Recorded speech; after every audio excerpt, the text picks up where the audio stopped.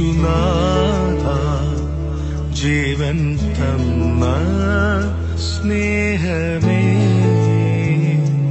നഷ്ടമായി പോയ എന്നെ ഇഷ്ടനാക്കി തീർത്തനാഥ, എന്റെ സ്നേഹം നിനക്കു മാത്രം, വേറെ ആരും കവരുകില്ല. എന്റേതെല്ലാം നിനക്കു മാത്രം, എന്നെ മുറ്റും തരും നീതാ. എന്റെ സ്നേഹം നിനക്കു മാത്രം, വേറെ ആരും കവരുകില്ല. എന്റേതെല്ലാം നിനക്കു മാത്രം, എന്നെ മുറ്റും തരും നീതാ.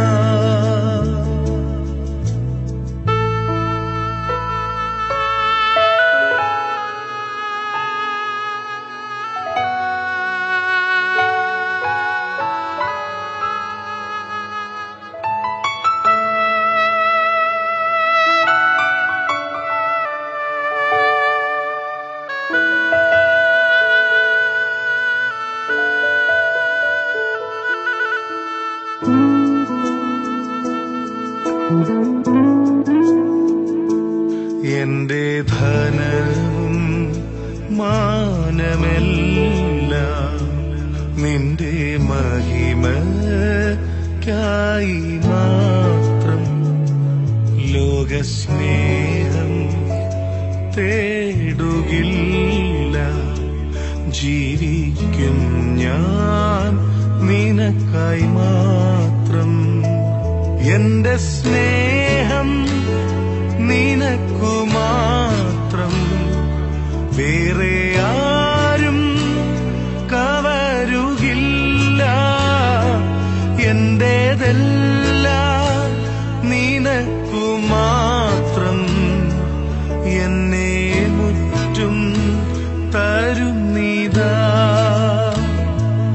എന്റെ സ്നേഹം നിനക്കു മാത്രം, വേറെ ആരും കവരുകില്ല. എന്റേതെല്ലാം നിനക്കു മാത്രം, എന്നെ മുറ്റും തരും നീതാ.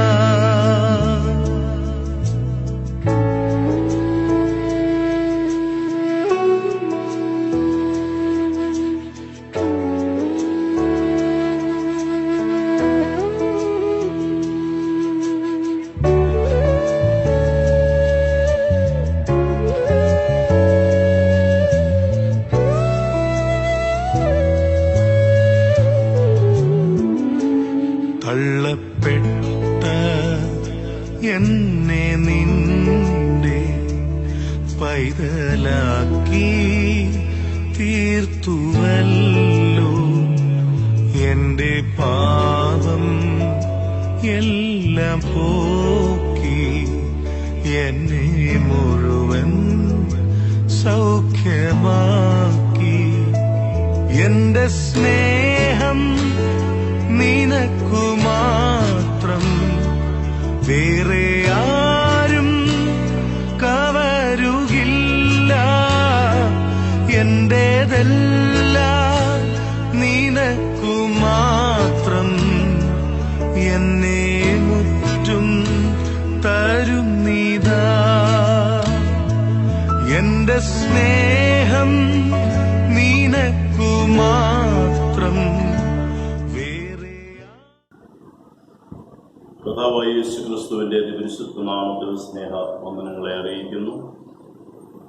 വീണ്ടും ഈ ആരാധനയിലേക്ക് ഏവരെയും സ്വാഗതം ചെയ്യുന്നു. നമുക്ക് ലഭ്യമായിരിക്കുന്ന ദൃശ്യ മാധ്യമങ്ങളിൽ കൂടെ ദൈവത്തെ ആരാധിപ്പാനായിട്ട് ആയിരിക്കുന്ന ഇടങ്ങളിൽ ദൈവ സാന്നിധ്യ ബോധത്തിൽ ഈ ആരാധനയിൽ സംബന്ധിക്കുവാനായിട്ട് ഇവരെയും ഞാൻ ആഹ്വാനം ചെയ്യുകയാണ്. പ്രാർത്ഥനയ്ക്കായിട്ട് നമ്മുടെ തലകളെ ഉണർത്തും. കരുണാസമ്പന്നനും നിത്യനുമാവുന്ന ഞങ്ങളുടെ ദൈവമേ, സ്വർഗീയ നല്ല പിതാവേ, മനോഹരമായ വിശുദ്ധ ദിവസത്തിനായിട്ട് ഞങ്ങൾ സ്തോത്രം ചെയ്യുന്നു. ലോകമെമ്പാടുമുള്ള വിശുദ്ധന്മാരോട് ചേർന്ന് അങ്ങേ ആരാധിപ്പാനായിട്ട് അവിടുന്ന് ഞങ്ങൾക്ക് നൽകിയ ഈ വിലയേറിയ സമയത്തിനായിട്ട് ഞങ്ങൾ സ്തോത്രം ചെയ്യുന്നു. അവിടുന്ന് ഞങ്ങളെ സ്നേഹിച്ച സ്നേഹത്തിനായിട്ടും ഞങ്ങളോടുള്ള അവിടുത്തെ അതിരറ്റ കരുതലിനും വാത്സല്യത്തിനുമായിട്ട് ഞങ്ങൾ സ്തുതിക്കുന്നു, സ്തോത്രം ചെയ്യുന്നു. അവിടുത്തെ കാൽവരി ക്രൂശിലെ മരണത്താൽ ഞങ്ങൾക്ക് സാധ്യതമായ രക്ഷയുടെ സന്തോഷത്തിനായിട്ടും കർത്താവെ അവിടുത്തെ ഉയർത്തെഴുന്നേൽപ്പിലൂടെ ഞങ്ങൾക്ക് ലഭിച്ചതായ പ്രത്യാശയ്ക്കും വാഗ്ദത്തത്തിനുമായിട്ട് നന്ദി കരയറ്റുകയും ചെയ്തുകൊണ്ട് അങ്ങേ സന്നിധിയിലേക്ക് ഞങ്ങൾ അടുത്തു വരുന്നു. ഞങ്ങളുടെ സ്തോത്രയാഗങ്ങളെ തിരുസന്നിധിയിൽ ഞങ്ങൾ അർപ്പിക്കുന്നു. അവിടുന്ന് തന്നെ ഈ ആരാധനയിൽ ആദ്യാവസാനം ഞങ്ങളോട് കൂടെ ഇരുന്ന് ഞങ്ങളെ ബലപ്പെടുത്തുകയും വാഗ്ദത്ത പ്രകാരം ഞങ്ങളെ അനുഗ്രഹിക്കുകയും ചെയ്യണം. ക്രിസ്തുയേശുവിന്റെ നാമത്തിൽ അപേക്ഷിക്കുന്നു, ദയോടെ കേട്ട് ഉത്തരമരുളണമേ. ആമേൻ. കർത്താവിന്റെ നാമമഹത്വത്തിനും സ്തുതിക്കുമായി ക്രിസ്തീയ ഗീതങ്ങളിൽ 21 പാട്ടുപാടി നമുക്ക് ആരാധന തുടരാം. ഗീതം 21. യേശു മഹേശനെ ഞാൻ ചിന്തിപ്പതും ഉള്ളതിനാനന്ദമേ, ചിന്തിപ്പതും ഉള്ളതിനാനന്ദമേ.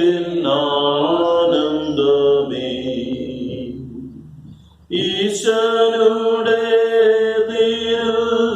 സന്നിധി ചേർന്നിനി വിശ്രമം ചെയ്തു തന്റെ തിരുമുഖം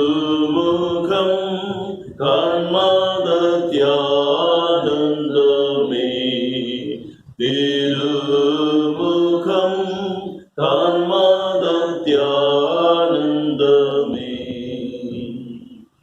വാനസൈന്യങ്ങൾക്കും മനുഷ്യജാതിക്കും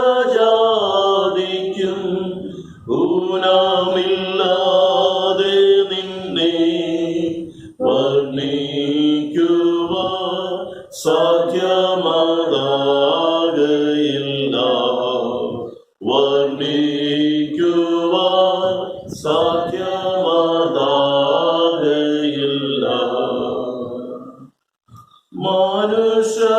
മനുഷ്യരക്ഷക നിന്നുടെ നാമമ്പോ വാനിലും ഭൂമിയിലും ഇല്ലേയൊരു നാമം നിനാപതിനും, ഇല്ലേയൊരു നാമം നിനാപതിനും. ഉള്ളം നുറുങ്ങിയോർക്കുള്ള പ്രത്യാശയും നല്ല പ്രസാദവും നീ സർവേശ്വര സൗമ്യതയുള്ളവർക്ക്, സർവേശ്വര സൗമ്യതയുള്ളവർക്ക്. എത്ര ദയാപരം വീഴുന്നവർക്കേശു, എത്ര നല്ല ഗുണവാൻ തേടിയിടുന്ന മധ്യഗണങ്ങൾക്കു താൻ, തേടിയിടുന്ന മധ്യഗണങ്ങൾക്കു താൻ. യേശുവിൻ സ്നേഹമാലെന്തെന്നു ചൊല്ലുവാൻ ആസ്വദിച്ചോർക്കല്ലാതെ മറ്റാർക്കും സാധ്യമറിഞ്ഞിടുവാൻ, മറ്റാർക്കും സാധ്യമറിഞ്ഞിടുവാൻ.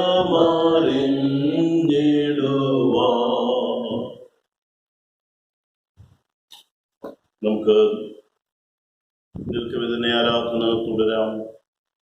ദൈവമാത്മാവാകുന്നു, അവനെ നമസ്കരിക്കുന്നവർ ആത്മാവിലും സത്യത്തിലും നമസ്കരിക്കണം.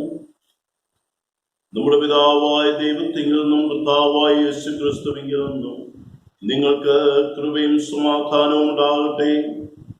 ഇത് യഹോവയുണ്ടാക്കിയ ദിവസം, ഇന്ന് നാം സന്തോഷിച്ച് ആനന്ദിക്കാം. കർത്താവേ, ഞങ്ങളുടെ അധരങ്ങളെ തുറക്കണമേ. പിതാവിനും പുത്രനും പരിശുദ്ധാത്മാവിനും മഹത്വം ഉണ്ടാകട്ടെ.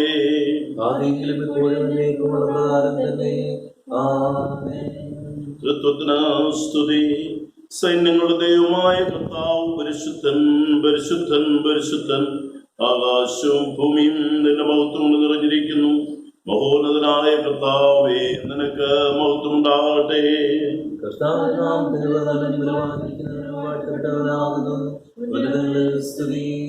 ദൈവമേ, നീ പരിശുദ്ധനാകുന്നു. സർവശക്തനെ, നീ പരിശുദ്ധനാകുന്നു. മരണമില്ലാത്തവനെ, നീ പരിശുദ്ധനാകുന്നു. ഞങ്ങൾക്ക് വേണ്ടി ക്രൂശിക്കപ്പെട്ട ഞങ്ങളുടെ വീണ്ടെടുപ്പുകാരനായ കർത്താവേ, ഞങ്ങളോട് കരുണ ചെയ്യണമേ. ഞങ്ങൾക്ക് വേണ്ടി ക്രൂശിക്കപ്പെട്ട ഞങ്ങളുടെ വീണ്ടെടുപ്പുകാരനായ കർത്താവേ, ഞങ്ങളോട് കരുണ ചെയ്യണമേ. പരിശുദ്ധാത്മാവായ കർത്താവേ, ഞങ്ങളോട് കരുണ ചെയ്യണമേ. പരിശുദ്ധാത്മാവായ കർത്താവേ, ഞങ്ങളോട് കരുണ ചെയ്യണമേ. കർത്താവേ, ഞങ്ങളുടെ പ്രാർത്ഥനകളും സ്തോത്രങ്ങളും കൈക്കൊണ്ട് ഞങ്ങളോട് കരുണ ചെയ്യണമേ. കർത്താവേ, കൃപതോന്നി ഞങ്ങളോട് കരുണ ചെയ്യണമേ. സർവശക്തനായ ദൈവമേ, ഞങ്ങളുടെ സ്വർഗസ്ഥ പിതാവേ, ഞങ്ങളുടെ ഹൃദയങ്ങൾ സമാധാനവും സ്വസ്ഥതയും കണ്ടെത്തുന്നത് നിന്നിൽ മാത്രമാവുന്നുവല്ലോ. ഈ ആരാധനയുടെ സമയത്ത് നീ നിന്നെ തന്നെ ഞങ്ങൾക്ക് വെളിപ്പെടുത്തി തരണമേ. നിന്റെ ആത്മീയ വരങ്ങളെ ഞങ്ങളുടെ മേൽ പകരണമേ.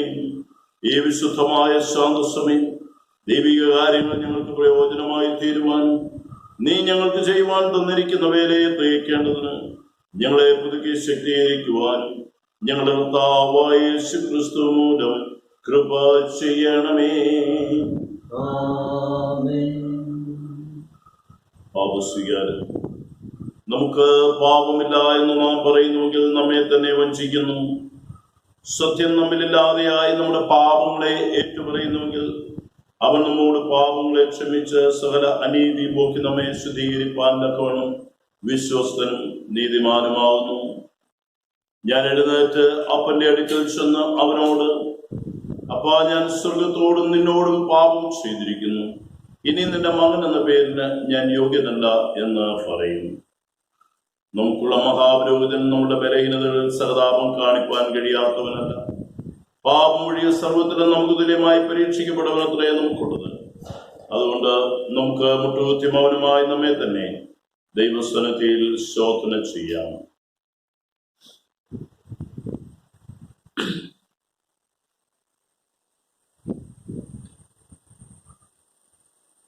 നമുക്ക് നമ്മുടെ പാപങ്ങളെ സർവശക്തനായ ദൈവത്തോട് ഏറ്റവും വിനയമായി ഏറ്റുപറയാം.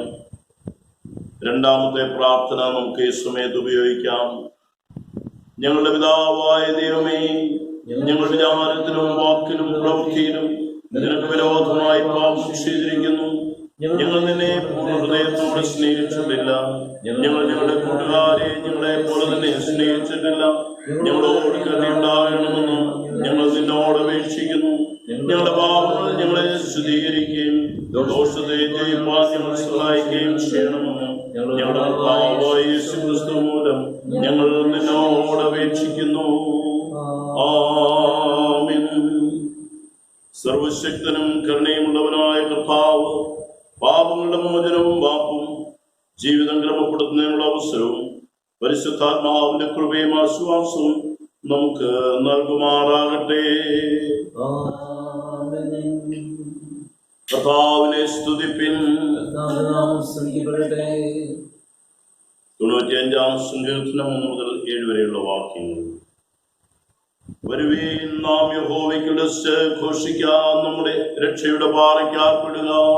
നാം സ്തുതത്തോടെ അവന്റെ സന്നിധിയിൽ ചെല്ലുക, സങ്കീർത്തനങ്ങളോടെ അവനെ ഘോഷിക്കാം. യഹോവ മഹാദേവമല്ലോ, അവൻ സകലദേവന്മാർക്കും മീതെ മഹാരാജാവ് തന്നെ. ഭൂമിയുടെ ഭാഗങ്ങൾ അവന്റെ കയ്യിലാകുന്നു, പർവ്വതങ്ങളുടെ ശിഖരങ്ങളും അവനുള്ളവ. സമുദ്രം അവനുള്ളത്, അവൻ അതിനെ ഉണ്ടാക്കി, കരയും അവന്റെ കൈകൾ നനഞ്ഞിരിക്കുന്നു. നാം വണങ്ങി നമസ്കരിക്കാം, അവൻ നമ്മുടെ ദൈവമാവുന്നു, നാം അവൻ മേയ്ക്കുന്ന ജനവും അവന്റെ കൈക്കിലെ ആടുകളും തന്നെ. പിതാവിനും പുത്രനും പരിശുദ്ധാത്മാവിനും മഹത്വമുണ്ടാകട്ടെ.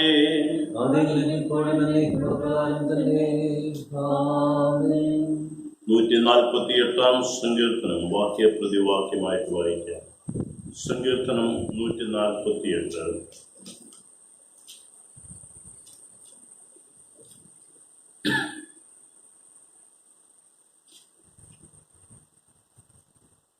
യഹോവയെ സ്തുതിപ്പിൻ, സ്വർഗത്തിൽ യഹോവയെ സ്തുതിപ്പിൻ, ഉന്നതങ്ങളിൽ അവനെ സ്തുതിപ്പിൻ.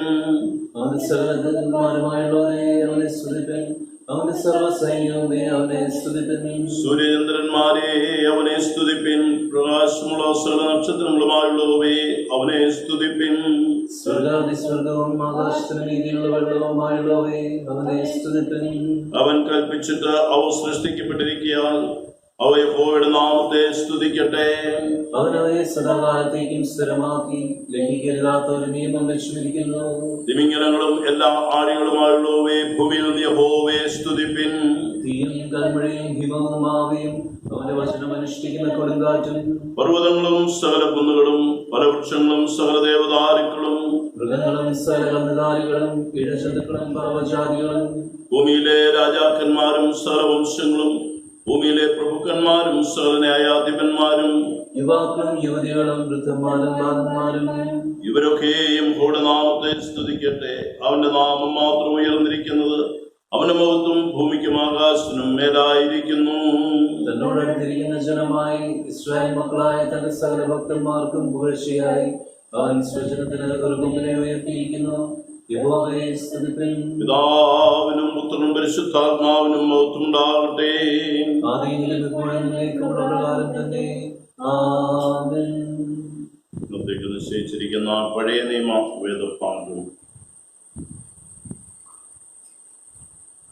യെശയ്യാ പ്രവാചകന്റെ പുസ്തകം 6-ാം അധ്യായത്തിൽ 1 മുതൽ 8 വരെ എഴുതപ്പെട്ടിരിക്കുന്ന ദൈവവചനം ശ്രദ്ധിക്കുക. യെശയ്യാ പ്രവാചകന്റെ പുസ്തകം 6-ാം അധ്യായത്തിൽ 1 മുതൽ 8 വരെ.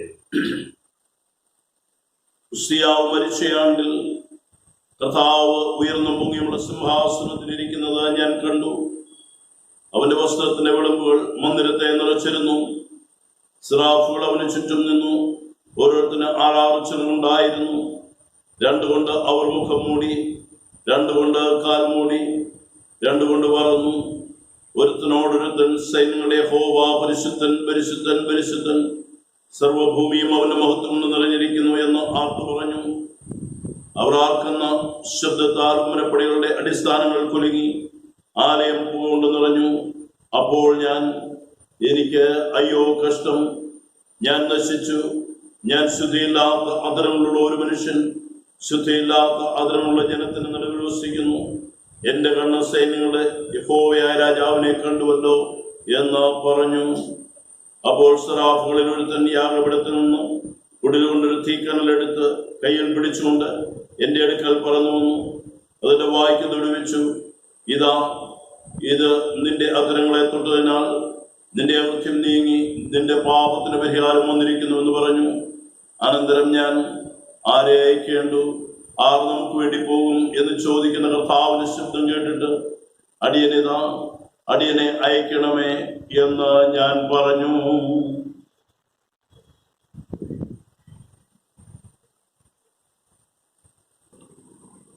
സിക്രിയാവിന്റെ പാട്ട് വാക്യപ്രതിവാക്യമായിട്ട് വായിക്കാം. ഇസ്രായേലിന്റെ ദൈവമായ കർത്താവ് അനുഗ്രഹിക്കപ്പെട്ടവൻ, അവൻ തന്റെ ജനത്തെ സന്ദർശിച്ച് ഉദ്ധാരണം ചെയ്യും. നമ്മുടെ ശത്രുക്കളുടെ വശത്തു നിന്നും നമ്മെ പകയ്ക്കുന്ന ഏവരുടെയും കയ്യിൽ നിന്നും നമ്മെ രക്ഷിപ്പാൻ നമുക്ക് നമുക്ക് രക്ഷയുടെ കൊമ്പുയർത്തുകയും ചെയ്തിരിക്കുന്നത്. നമ്മുടെ പിതാക്കന്മാരോട് കരുണ പ്രവർത്തിക്കേണ്ടതിനും നമ്മുടെ ശത്രുക്കളുടെ കയ്യിൽ നിന്നും രക്ഷിക്കപ്പെട്ട് നാം ആയുഷ്കാലമൊക്കെയും ഭയം കൂടാതെ മുമ്പിൽ വിശുദ്ധിയിലും നീതിയിലും തന്നെ ആരാധിപ്പാൻ നമുക്ക് കൃപ നൽകുമെന്ന് അവൻ പിതാവായ അബ്രാഹാമിനോട് ചെയ്ത സത്യവും തന്റെ വിശ്വസനീയവും ഓർത്തതുണ്ടാകുന്നു. നീയോ പൈതലെ അത്യുന്നതന്റെ പ്രവാചകൻ എന്ന് വിളിക്കപ്പെടും. കർത്താവിന്റെ വഴിയൊരുക്കുവാനും നമ്മുടെ ദൈവത്തിന്റെ ആഗ്രഹണയാൽ ആടുജനത്തിന് പാപമോചനത്തിൽ രക്ഷ ഭരിക്കാനും കൊടുപ്പാനുമായി നീ അവന് മുമ്പായി നടക്കും. ഇരുളിലും മരണങ്ങളിലും ഇരിക്കുന്നവർക്ക് പ്രകാശിച്ച് നമ്മുടെ കാലുകളെ സമാധാന മാർഗത്തിൽ നടത്തേണ്ടതിന് ആ ആഗ്രഹണയാൽ ഉയരത്തിൽ നിന്ന് സന്ദർശിച്ചിരിക്കുന്നു. പിതാവിനും പുത്രനും പരിശുദ്ധാത്മാവിനും മഹത്വമുണ്ടാകട്ടെ. ആദ്യമെങ്കിലും ഇപ്പോഴും എന്നേക്കുമുള്ള പ്രകാരം തന്നെ. വിശുദ്ധ സുവിശേഷം വിശുദ്ധ യോഹന്നാൻ എഴുതിയ സുവിശേഷം 4-ാം അധ്യായത്തിൽ 16 മുതൽ 26 വരെ എഴുതപ്പെട്ടിരിക്കുന്ന ദൈവവചനം ശ്രദ്ധിപ്പിൻ. വിശുദ്ധ സുവിശേഷം വിശുദ്ധ യോഹന്നാൻ എഴുതിയ സുവിശേഷം 4-ാം അധ്യായത്തിൽ 16 മുതൽ 26 വരെ. യേശു അവളോട്, പോയി ഭർത്താവിനെ വിളിച്ചുകൊണ്ട് വരിക എന്ന് പറഞ്ഞു. എനിക്ക് ഭർത്താവ് ഇല്ല എന്ന സ്ത്രീ അവനോട് ഉത്തരം പറഞ്ഞതിന്, എനിക്ക് ഭർത്താവില്ല എന്ന് നീ പറഞ്ഞത് ശരി. 5 ഭർത്താക്കന്മാർ നിനക്കുണ്ടായിരുന്നു, ഇപ്പോഴുള്ളവനോ ഭർത്താവല്ല. നീ പറഞ്ഞത് സത്യം തന്നെ എന്ന് യേശു പറഞ്ഞു. സ്ത്രീ അവനോട്, യജമാനെ, നീ പ്രവാചകൻ എന്ന് ഞാൻ കാണുന്നു. ഞങ്ങളുടെ പിതാക്കന്മാർ ഈ മലയിൽ നമസ്കരിച്ചു വന്നു. നമസ്കരിക്കേണ്ടുന്ന സ്ഥലം യെരൂശലേമിലാകുന്നു എന്ന് നിങ്ങൾ പറയുന്നു എന്ന് പറഞ്ഞു. യേശു അവളോട് പറഞ്ഞത്, സ്ത്രീയെ, എൻ്റെ വാക്ക് വിശ്വസിക്കുക. നിങ്ങൾ പിതാവിനെ നമസ്കരിക്കുന്നത് ഈ മലയിലും അല്ല, യെരൂശലേമിലുമല്ല എന്നുള്ള നാഴിക വരുന്നു. നിങ്ങൾ അറിയാത്തതിനെ നമസ്കരിക്കുന്നു, ഞങ്ങളോ അറിയുന്നതിനെ നമസ്കരിക്കുന്നു. രക്ഷ യഹൂദന്മാരുടെ ഇടയിൽ നിന്നല്ലോ വരുന്നത്.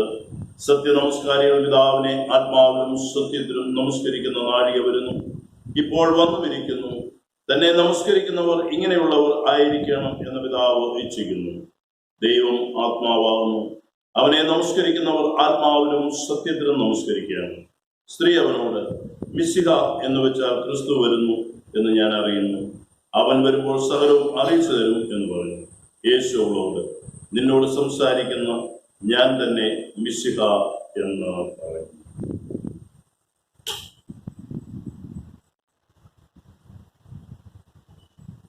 ശിമിയോന്റെ പാട്ട് വാക്യപ്രതിവാക്യമാണ്.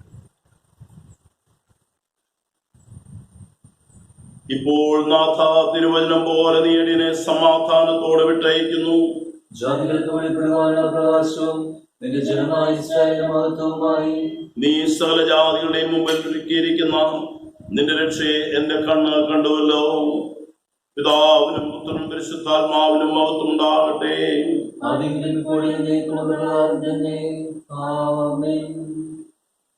ദൈവവചന കേൾവിക്കായി നമ്മെ തന്നെ സമർപ്പിക്കാം. പ്രാർത്ഥനയ്ക്കായിട്ട് നമ്മുടെ തലകളെ ഉണർത്താം.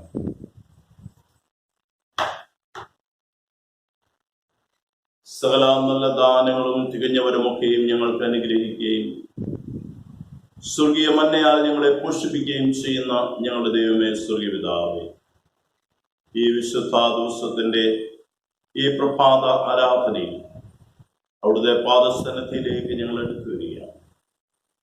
കർത്താവേ, അവിടുന്ന് ഞങ്ങളോട് സംസാരിക്കണമെന്ന് പ്രാർത്ഥിക്കുന്നു. അങ്ങേ സന്നിധിയിൽ നിന്ന് വചനം പ്രാപിച്ച് കർത്താവേ, ഞങ്ങളെ തന്നെ കഴുകി നിന്റെ സഭയിൽ അവിടെ ഞങ്ങളെ ആക്കി വയ്ക്കുന്ന നിയോഗങ്ങളിൽ വിശ്വസ്തരായിരിക്കാൻ അവിടെ ഞങ്ങളെ പ്രാപ്തരാക്കണമേ എന്ന് ഞങ്ങൾ യാചിക്കുന്നു. അവിടുന്ന് ഞങ്ങളോട് സംസാരിക്കണം. അടിയനെ ക്രൂശിന് മറവിൽ മറയ്ക്കണം. ക്രിസ്തുയേശുവിന്റെ നാമത്തിൽ തന്നെ. വീണ്ടും വരുന്ന നമ്മുടെ കർത്താവായ യേശു ക്രിസ്തുവിന്റെ അതിപരിശുദ്ധ നാമത്തിൽ സ്നേഹ വന്ദനം അറിയിക്കും. പ്രകാരം വീണ്ടും ഒരുമിച്ച് ഈ വിശുദ്ധ ദിവസത്തിൽ ദൈവവചനത്തിന് മുമ്പിലായിരിക്കാൻ ദൈവം നമുക്ക് തന്ന ഈ അനുഗ്രഹീത സമയത്തിനായിട്ട് ദൈവത്തിന് സ്തോത്രം ചെയ്യുന്നു. സംഭവബഹുലമായ ഈ ലോക ജീവിതയാത്രയിൽ ഇന്ന് വരെയും ദൈവം നമ്മെ അതിശയകരമായിട്ട് അത്ഭുതകരമായിട്ട് പരിപാലിച്ചു. നമുക്ക് ദൈവത്തിന് നന്ദിയും സ്തോത്രവും കരയട്ടെ.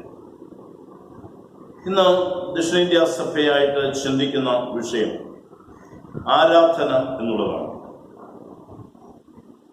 ആരാധന ദൈവജനത്തിന്റെ വിശ്വാസത്തിന്റെ ആഘോഷം എന്ന വിഷയമാണ് ഇവിടെ പ്രതിപാദിക്കുന്നത്. വാസ്തവത്തിൽ ആരാധനയുടെ ശ്രേഷ്ഠതയും മഹത്വവും തിരിച്ചറിയുന്ന നാളുകളാണ് നാം ആയിരിക്കുന്ന ഈ ദിനങ്ങൾ. മാർച്ച് മാസം 22-ാം തീയതിയാണ് നമ്മുടെ ആരാധനാലയങ്ങൾ അടയ്ക്കപ്പെട്ടത്. കോവിഡ് മഹാമാരി എന്ന ഈ വലിയ ദുരന്തത്തിന്റെ മുമ്പിൽ ലോകമെമ്പാടും ആരാധനാലയങ്ങൾ അടയ്ക്കുകയും ലോക്ക്ഡൌണിലേക്ക് നീങ്ങുകയും ചെയ്തപ്പോൾ വിശ്വാസ സമൂഹത്തിന്റെ വലിയൊരു പ്രതിസന്ധിയായിരുന്നു. പ്രത്യേകിച്ച് നോമ്പ് കാലഘട്ടം, കഷ്ടാനുഭവ ആഴ്ച, തുടർന്നുള്ളതായ വിവിധ ശുശ്രൂഷകൾ, ഈസ്റ്റർ വരെയുള്ളതായ ശുശ്രൂഷകൾ നമുക്ക് നഷ്ടമാകുന്നു എന്നുള്ളത് ഏതൊരു വിശ്വാസിയെ സംബന്ധിച്ചിടത്തോളം വിശ്വാസത്തിന്റെ പരിശോധന എന്ന് വേണമെങ്കിൽ നമുക്ക് പറയാവുന്നതാണ്. ആരാധനാലയങ്ങളിലേക്ക് കടന്നു വരുവാൻ കഴിയാത്ത സാഹചര്യത്തിലും ദൃശ്യമാധ്യമങ്ങളുടെ സഹായത്തോടെ ഭവനങ്ങളിൽ നാം ആരാധിക്കുകയും ആരാധനയിൽ പങ്കെടുക്കുകയും ചെയ്യും. എന്നാൽ ഈ 3 മാസക്കാലം ദേവാലയത്തിലേക്ക് കടന്നു വരുവാൻ കഴിയാതെ വന്നപ്പോൾ നമുക്കുണ്ടായതായ മാനസിക സംഘർഷം അല്ലെങ്കിൽ ആരാധനയോട് നമുക്കുണ്ടായതായ ആ വലിയ ആഭിമുഖ്യം, ഈ ആരാധന ജീവിതത്തിൽ നിന്ന്, ആരാധന ആലയങ്ങളിൽ നിന്ന് അകന്നു നിൽക്കുന്നതിൻ്റെതായ വേദനകൾ നാം അനുഭവിച്ചവരാണ്. എന്നാൽ അതിനെ വ്യത്യസ്തങ്ങളായ രീതിയിലാണ് ആളുകൾ തരണം ചെയ്തത്. സർക്കാർ മിഷനിൽ ഞങ്ങൾ മുമ്പ് പ്രവർത്തിച്ചിരുന്ന ഇടങ്ങളിൽ നിന്ന് പല ആളുകൾ വിളിക്കുകയുണ്ടായി. ചിലർ പറഞ്ഞ് എല്ലാ ഞായറാഴ്ചയും ഞങ്ങൾ കുടുംബമായിട്ട് ദൈവസന്നിധിയിൽ മക്കളും കൊച്ചുമക്കളുമായിട്ടൊക്കെ ഇരുന്ന് ഈ ആരാധന ലിറ്റർജി ഫോളോ ചെയ്ത് ആരാധന നടത്തുകയും അതുപോലെ തന്നെ തിരുവചനം വായിക്കുകയും വേദഭാഗങ്ങൾ വായിക്കുകയും വചനം ധ്യാനിക്കുകയും ചെയ്ത് സ്തോത്രദാനങ്ങളെ സമർപ്പിക്കുന്ന സമയത്ത് സ്തോത്രദാനങ്ങളെ സമർപ്പിച്ച് അവരുടെ ദേവാലയത്തിലെ പട്ടക്കാരനെ വിളിച്ച് പ്രാർത്ഥിച്ച് ആശീർവാദം ഫോണിൽ കൂടെ സ്വീകരിക്കുന്നു. എല്ലാ ഞായറാഴ്ചയും അത് തുടരുന്നു. ചില ആളുകൾ തങ്ങളുടെ ജീവിതത്തിന്റെ സന്തോഷ അനുഭവങ്ങളിൽ ദേവാലയത്തിൽ പോകാൻ കഴിയാത്ത സാഹചര്യത്തിൽ വിളിച്ചവരുണ്ട്. വിവാഹ ജീവിതത്തിലേക്ക് പ്രവേശിച്ച് 25 വർഷമായവര് വിളിച്ചിട്ട് അവർക്ക് വേണ്ടി പ്രത്യേകം പ്രാർത്ഥിക്കുവാൻ ആവശ്യപ്പെടുന്നു. അങ്ങനെ വ്യത്യസ്തങ്ങളായ രീതിയിൽ ഈ പ്രതിസന്ധിയെ തരണം ചെയ്യുവാനായിട്ട്, അത് സർക്കാർ മിഷനിൽ നിന്ന് മാത്രമല്ല നമ്മുടെ സഭകളിലൊക്കെയും അനേകര് ഇന്നും അത് ആഗ്രഹിക്കുകയും പ്രാർത്ഥിക്കുകയും ചെയ്തുകൊണ്ടിരിക്കുന്നു. ഈ ആശീർവാദം ആവശ്യപ്പെടുകയും ചെയ്യും. ഇന്ന് ഒരു വസ്തുത നമുക്ക് മനസ്സിലായത്, നമ്മുടെ ആരാധന സജീവമാകുവാനായിട്ട് ദൈവമായിട്ടുള്ള ബന്ധം നിലനിർത്തുവാൻ ആരാധനാലയങ്ങൾ മാത്രമല്ല, ഏത് സാഹചര്യത്തിലും ഏത് ഏകാന്തതയിലും അത് കഴിയുമെന്ന് ദൈവത്തിന്റെ വചനം നമ്മളെ പഠിപ്പിക്കുന്നു. തന്നെയുമല്ല, ആരാധന എന്ന് പറയുന്നത് ഒരാചാരമല്ല, ഇതൊരു അനുഭവമാകുന്നു എന്ന് മനസ്സിലാക്കുവാനായിട്ടുള്ള ഒരു നല്ല സമയമായിരുന്നു. അതുകൊണ്ട് ആരാധന എന്ന് പറയുന്നത് നമുക്കൊരു നിർവചനം നൽകുവാനായിട്ട് ബുദ്ധിമുട്ടാണ്, അതിനെ വിവരിച്ച് മനസ്സിലാക്കുവാനായിട്ട് ബുദ്ധിമുട്ടാണ്. ഒരു റോസപ്പൂവിന്റെ മണം നമുക്ക് വിവരിച്ചു കൊടുക്കുവാനായിട്ട് കഴിയില്ല. എന്നാൽ നമുക്കത് ആവോളം ആസ്വദിക്കുവാനായിട്ട് കഴിയും. എത്ര ആസ്വദിച്ചാലും അതെന്താണെന്ന് നമുക്ക് പറഞ്ഞു കൊടുക്കുവാൻ കഴിയില്ല. ഇത് തന്നെയാണ് ആരാധനയുടെ അനുഭവം. യഥാർത്ഥമായിട്ട് കർത്താവ് പറഞ്ഞു, സത്യനമസ്കാരികൾ കർത്താവിനെയും ദൈവത്തെ ആത്മാവിലും സത്യത്തിലും ആരാധിക്കുന്നു. അപ്പോൾ ഒരു ചിന്തകൻ പറഞ്ഞിരിക്കുന്നത്, ആരാധന എന്ന് പറയുന്നത് ദൈവ സ്നേഹത്തിന്റെയും ദൈവ അനുഗ്രഹത്തിന്റെയും പ്രേരണയാൽ ഹൃദയത്തിന്റെ കൃതജ്ഞത അല്ലെങ്കിൽ നന്ദി, അത് ഹൃദയത്തിൽ നിന്ന് നിറഞ്ഞു കവിയുന്നതാണ് ആരാധന എന്ന് പറയുന്നത്. നമ്മുടെ ആരാധനയെ കുറിച്ചുള്ള സങ്കല്പങ്ങളിൽ നിന്നും വ്യത്യസ്തമായിട്ട് വേറൊരു ചിന്തകൻ പറയുന്നുണ്ട്.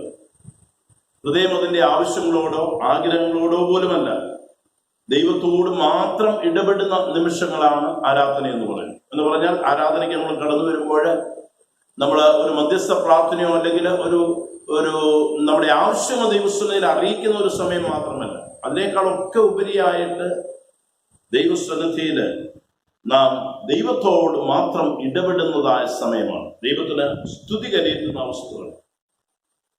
അതുകൊണ്ട് തന്നെയാണ് പറയുന്നത് ഒരു ആരാധന എന്ന് പറയുന്ന ഒരു ഭക്തന്റെ വിശ്വാസത്തിന്റെ ആഘോഷം ആകുന്നു എന്നുള്ളത്. നാം വായിച്ചു കേട്ടതായ 2 വേദഭാഗങ്ങൾ, അതോടൊപ്പം തന്നെ 3ാമത് ലേഖനത്തിന് പകരമായിട്ട് വായിക്കുവാനായിട്ടുള്ള വേദഭാഗം എന്ന് പറയുന്നത് വെളിപ്പാട് പുസ്തകം 4-ാം അധ്യായത്തിന്റെ 1 മുതൽ 11 വരെയുള്ള വാക്യങ്ങളാണ്. അതിന്റെ ആദ്യത്തെ 2ഉം അവസാനത്തെ വാക്യവും ഞാൻ വായിക്കട്ടെ.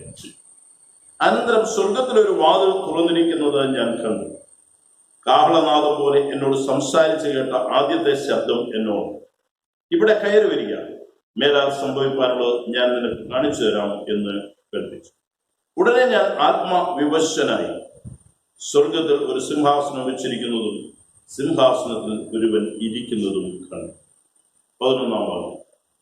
കർത്താവേ, നീ സർവവും സൃഷ്ടിച്ചവനും എല്ലാം നിന്നെ ഇഷ്ടം ഹേതുവാൽ ഉണ്ടായതും സൃഷ്ടിക്കപ്പെട്ടതും ആകയാൽ മഹത്വവും ബഹുമാനവും ശക്തിയും കൈക്കൊള്ളുവാൻ യോഗ്യൻ എന്ന് പറഞ്ഞുകൊണ്ട് തങ്ങളുടെ കിരീടങ്ങളെ സിംഹാസനത്തിന് മുമ്പിൽ ഇടും.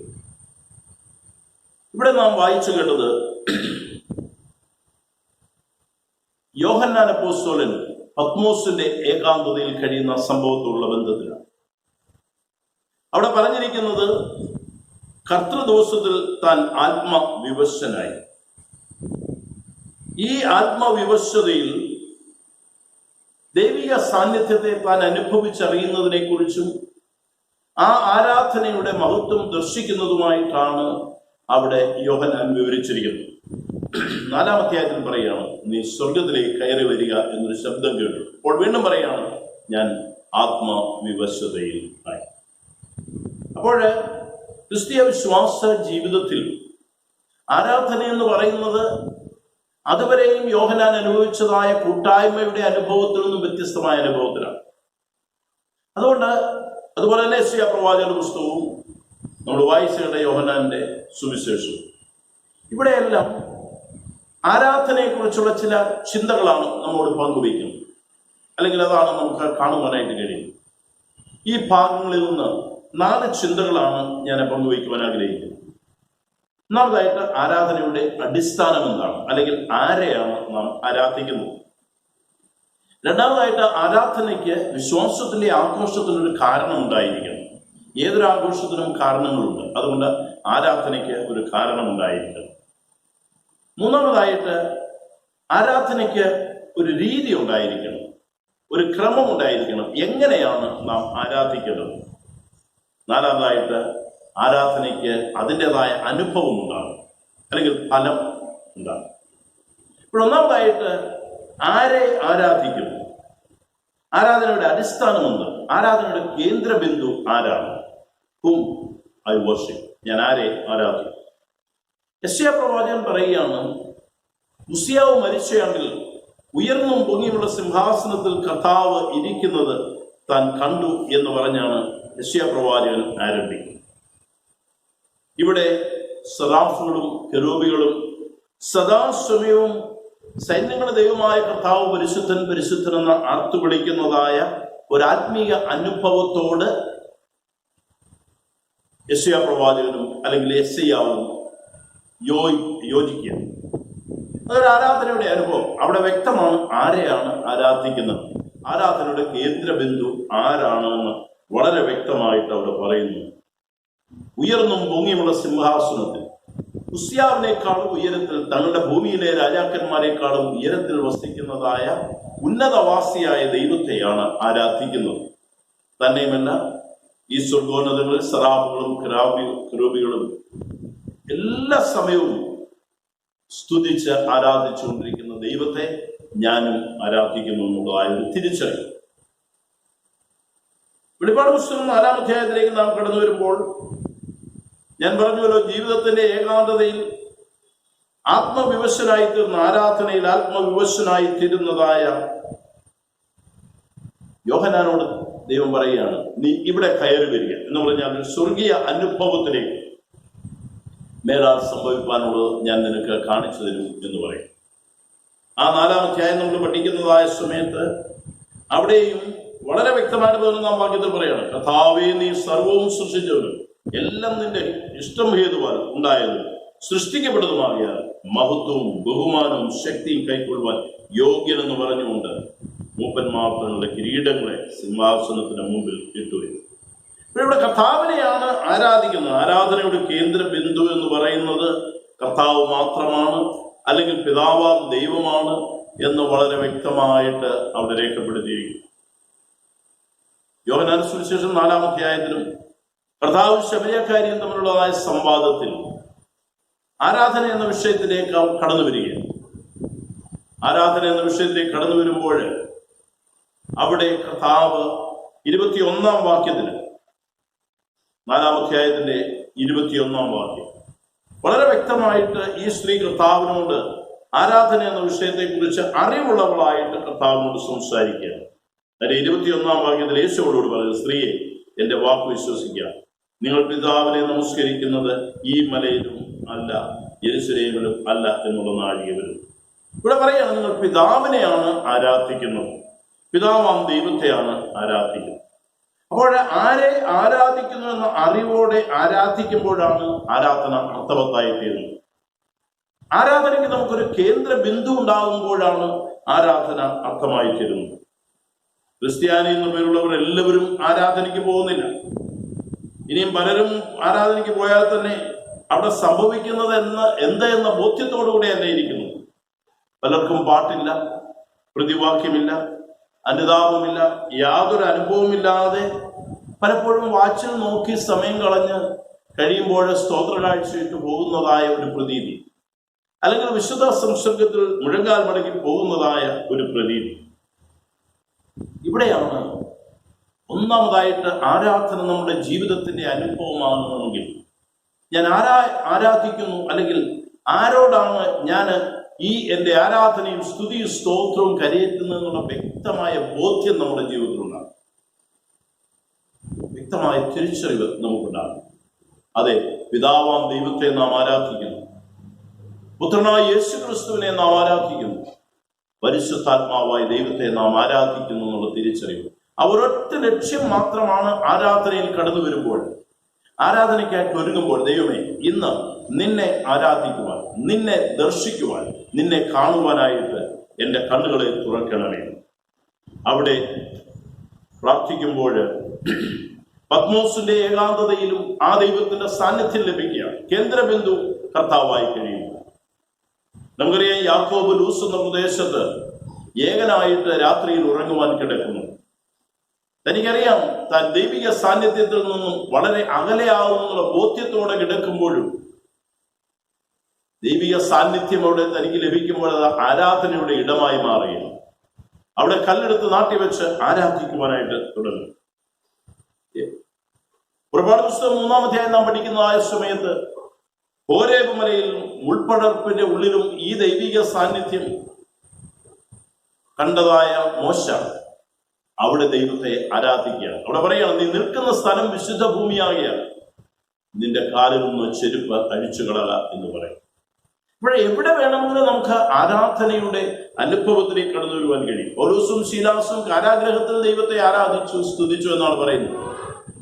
അപ്പോൾ ഇന്ന് ഈ ലോക്ക്ഡൗൺ കാലഘട്ടത്തിൽ, അല്ലെങ്കിൽ ഈ പ്രതിസന്ധി നമ്മെ ആരാധന ആലയത്തിലേക്ക് നമ്മളെ നയിക്കാതിരിക്കുമ്പോഴും നാം ആരാധനയ്ക്കായിട്ട് എവിടെ മുഴങ്കാൽ മടക്കി നമ്മുടെ കേന്ദ്രബിന്ദു പിതാവാം ദൈവവും പുത്രനാം ദൈവവും, അല്ലെങ്കിൽ തന്റെ രക്തം നമ്മെ വീണ്ടെടുത്തതായ കർത്താവുമാണെങ്കിൽ അവിടെ ആരാധന നമുക്ക് അർത്ഥവത്തായി തീരുകയും അവിടെ ആരാധനയിൽ നമുക്ക് ദൈവിക സാന്നിധ്യം അനുഭവിക്കുവാനായിട്ട് കഴിയും. ഒന്നാമത്, ഞാൻ ആരെ ആരാധിക്കുന്നു എന്നുള്ള തിരിച്ചറിവ്. 2, ആരാധനയുടെ കാരണമെന്ന്, അല്ലെങ്കിൽ ആരാധന ആഘോഷമാകുവാനായിട്ടുള്ള കാരണമെന്ന്. വൈ ഐ വർഷിപ്പ്, ഞാൻ എന്തുകൊണ്ട് ആരാധിക്കുന്നു. യെശയ്യാ പ്രവാചകന്റെ പുസ്തകം 6-ാം അധ്യായത്തിൽ യെശയ്യാവ് ഈ ആരാധനയുടെ അനുഭവത്തിലേക്ക് പ്രവേശിക്കുവാനുള്ള കാരണം എന്ന് പറയുന്നത്, രാജാക്കന്മാരിലും ഉന്നതനായ, രാജാക്കന്മാരുടെ രാജാവായ ഉന്നതവാസിയായ ദൈവത്തെ, ആ ദൈവം ആരാധനയ്ക്ക് യോഗ്യനാണ്, പരിശുദ്ധൻ എന്നുള്ളതായ തിരിച്ചറിവ്. അതുകൊണ്ട് ഞാൻ എന്തുകൊണ്ട് ആരാധിക്കുന്നു എന്ന് ചോദിച്ചു കഴിഞ്ഞാൽ, ദൈവം സകല ചരാചരത്തിന്റെയും സൃഷ്ടാവും പരിപാലകനുമാകുകയാണ്. അതുകൊണ്ടാണ് 148-ാം സങ്കീർത്തനത്തിൽ പറഞ്ഞത്, സകല ചരാചരങ്ങളും സകല സൃഷ്ടിയും വൃദ്ധന്മാരും ബാലന്മാരും എല്ലാവരും ഭൂമിയിൽ ജീവനുള്ള സകലതും ദൈവത്തെ ആരാധിക്കട്ടെ എന്നാണ് പറഞ്ഞത്. അതുകൊണ്ട് ആ രാജാവായ ദൈവത്തെ, അല്ലെങ്കിൽ സൃഷ്ടാവായ ദൈവത്തെ ഞാൻ ആരാധിക്കുന്നു. അവന്റെ സൃഷ്ടാവും പരിപാലകനുമാകിയാൽ ഞാൻ അവനെ ആരാധിക്കുന്നു.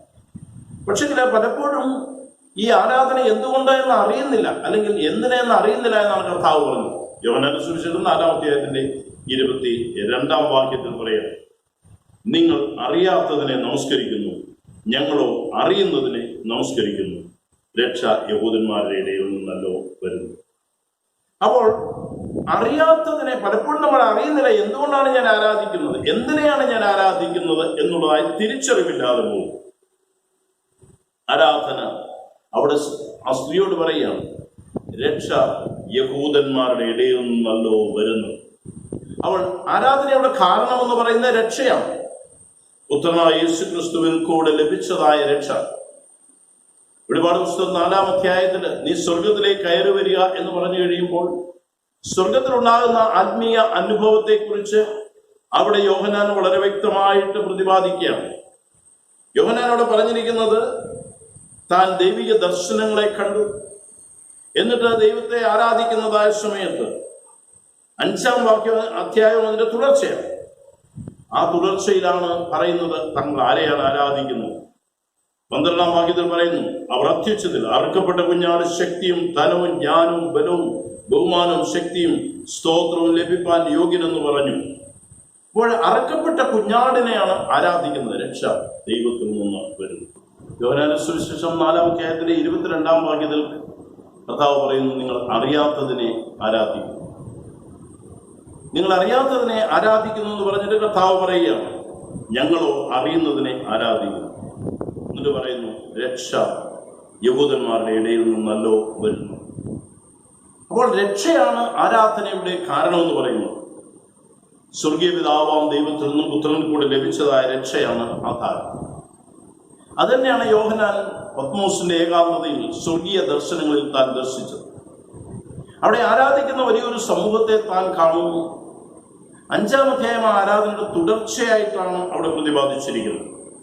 5-ാം അധ്യായത്തിൽ പറയുന്നത്, ഞാൻ സിംഹാസനത്തിൽ ഇരിക്കുന്നവന്റെ വലങ്കയിൽ അകത്തും പുറത്തും എഴുത്തുള്ളതായി 7 മുദ്രയാൽ മുദ്രയിടപ്പെട്ട ഒരു പുസ്തകങ്ങൾ. ആ ഭാഗം താഴോട്ട് വായിച്ചു വരുമ്പോൾ ഈ പുസ്തകം അതിന് മുദ്ര പൊട്ടിപ്പാൻ യോഗ്യനായിട്ട് ഒരുവനെ മാത്രമാണ് കുഞ്ഞാട് അറുക്കപ്പെട്ട കുഞ്ഞാടാണ് അതിന് യോഗ്യനെന്ന് പറയുന്നത്. എന്നിട്ട് അവിടെ ആരാധനയിലേക്ക് മടങ്ങി വരികയാണ്. അവർ അത്യുച്ചത്തിൽ അറുക്കപ്പെട്ട കുഞ്ഞാട് ശക്തിയും ധനവും ജ്ഞാനവും ബലവും ബഹുമാനവും മഹത്വവും സ്തോത്രവും ലഭിപ്പാൻ യോഗ്യനെന്ന് പറഞ്ഞ് ആരാധന. അപ്പോൾ ഒരു പുതിയ നിയമ വിശ്വാസിയെ സംബന്ധിച്ചിടത്തോളം എന്തുകൊണ്ട് ഞാൻ ആരാധിക്കുന്നു എന്ന് ചോദിച്ചു കഴിഞ്ഞാൽ, കർത്താവായ യേശു ക്രിസ്തുവിൽ നിന്ന് എനിക്ക് ലഭിച്ചതായ രക്ഷയുടെ സന്തോഷമാണ് അതിന്റെ അടിസ്ഥാനം. ഞാൻ രക്ഷിക്കപ്പെട്ടതാണ് ദൈവത്തെ ആരാധിക്കുവാനായിട്ട് എൻ്റെ ജീവിതത്തിന്റെ പ്രേരക ശക്തി എന്ന് പറയുന്നു. അതുകൊണ്ട് ഈ രക്ഷയുടെ സന്തോഷം അനുഭവിക്കുന്ന ഈ രക്ഷയുടെ സന്തോഷത്തിന്റെ ആഘോഷമാണ്. ഇതാണ് വിശ്വാസത്തിന്റെ ആഘോഷം എന്ന് പറയുന്നത്. ഒന്നാമത് ഞാൻ പറഞ്ഞത്, ഞാൻ ആരെ ആരാധിക്കുന്നു എന്നുള്ള തിരിച്ചറിവ് എനിക്കുണ്ടായിരിക്കണം. ആരാധന കേന്ദ്രബിന്ദു എന്തെന്ന് ഞാൻ അറിയണം. 2, എന്തുകൊണ്ട് ഞാൻ ആരാധിക്കുന്നു. ഇവിടെ രക്ഷയാണ് അതിന്റെ അടിസ്ഥാനം എന്ന് പറയുന്നത്. അറുക്കപ്പെട്ട കുഞ്ഞാടിനെ നമ്മൾ ആരാധിക്കുക.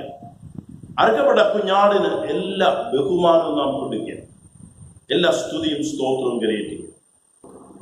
മൂന്നാമതായിട്ട്, ഒരു ദൈവപൈതൽ എങ്ങനെയാണ് ആരാധിക്കണം. ആരാധനയ്ക്ക് ഒരു വിധമുണ്ടായിരിക്കണം, ഒരു ക്രമമുണ്ടായിരിക്കണം. യോഹന്നാന്റെ സുവിശേഷം 4-ാം അധ്യായത്തിൽ ശമരിയക്കാരി സ്ത്രീ ആരാധന എന്ന വിഷയത്തിലേക്ക് പ്രവേശിക്കുമ്പോൾ കർത്താവ് പറയുന്നുണ്ട്, നിന്റെ തിരിച്ചറിവിൽ നിന്ന് ആരാധനയ്ക്കുള്ള ഇടം ആണ് നിന്റെ പ്രശ്നം. അതുകൊണ്ടാണ് അവൾ പറയുന്നത്, ഞങ്ങൾ ശമരിയക്കാർ ആരാധിക്കുവാനായിട്ട് ആഗ്രഹിക്കുന്നത്, അല്ലെങ്കിൽ ഞങ്ങൾ ആരാധിക്കുന്ന ഇടം എന്ന് പറയുന്നത്. അവൾ പറഞ്ഞിരിക്കുന്നു, ഞങ്ങളുടെ പിതാക്കന്മാർ ഈ മലയിൽ നമസ്കരിച്ചു വന്നു. നമസ്കരിക്കേണ്ടുന്ന സ്ഥലം യെരൂശലേമിലോ ആകുന്നു എന്ന് നിങ്ങൾ പറയുന്നു. നിങ്ങൾ യഹൂദന്മാർ പറയുന്നു ഇവിടെയല്ല ആരാധിക്കേണ്ടത്, അത് യെരൂശലേമിൽ ആകുന്നു എന്നുള്ളത്.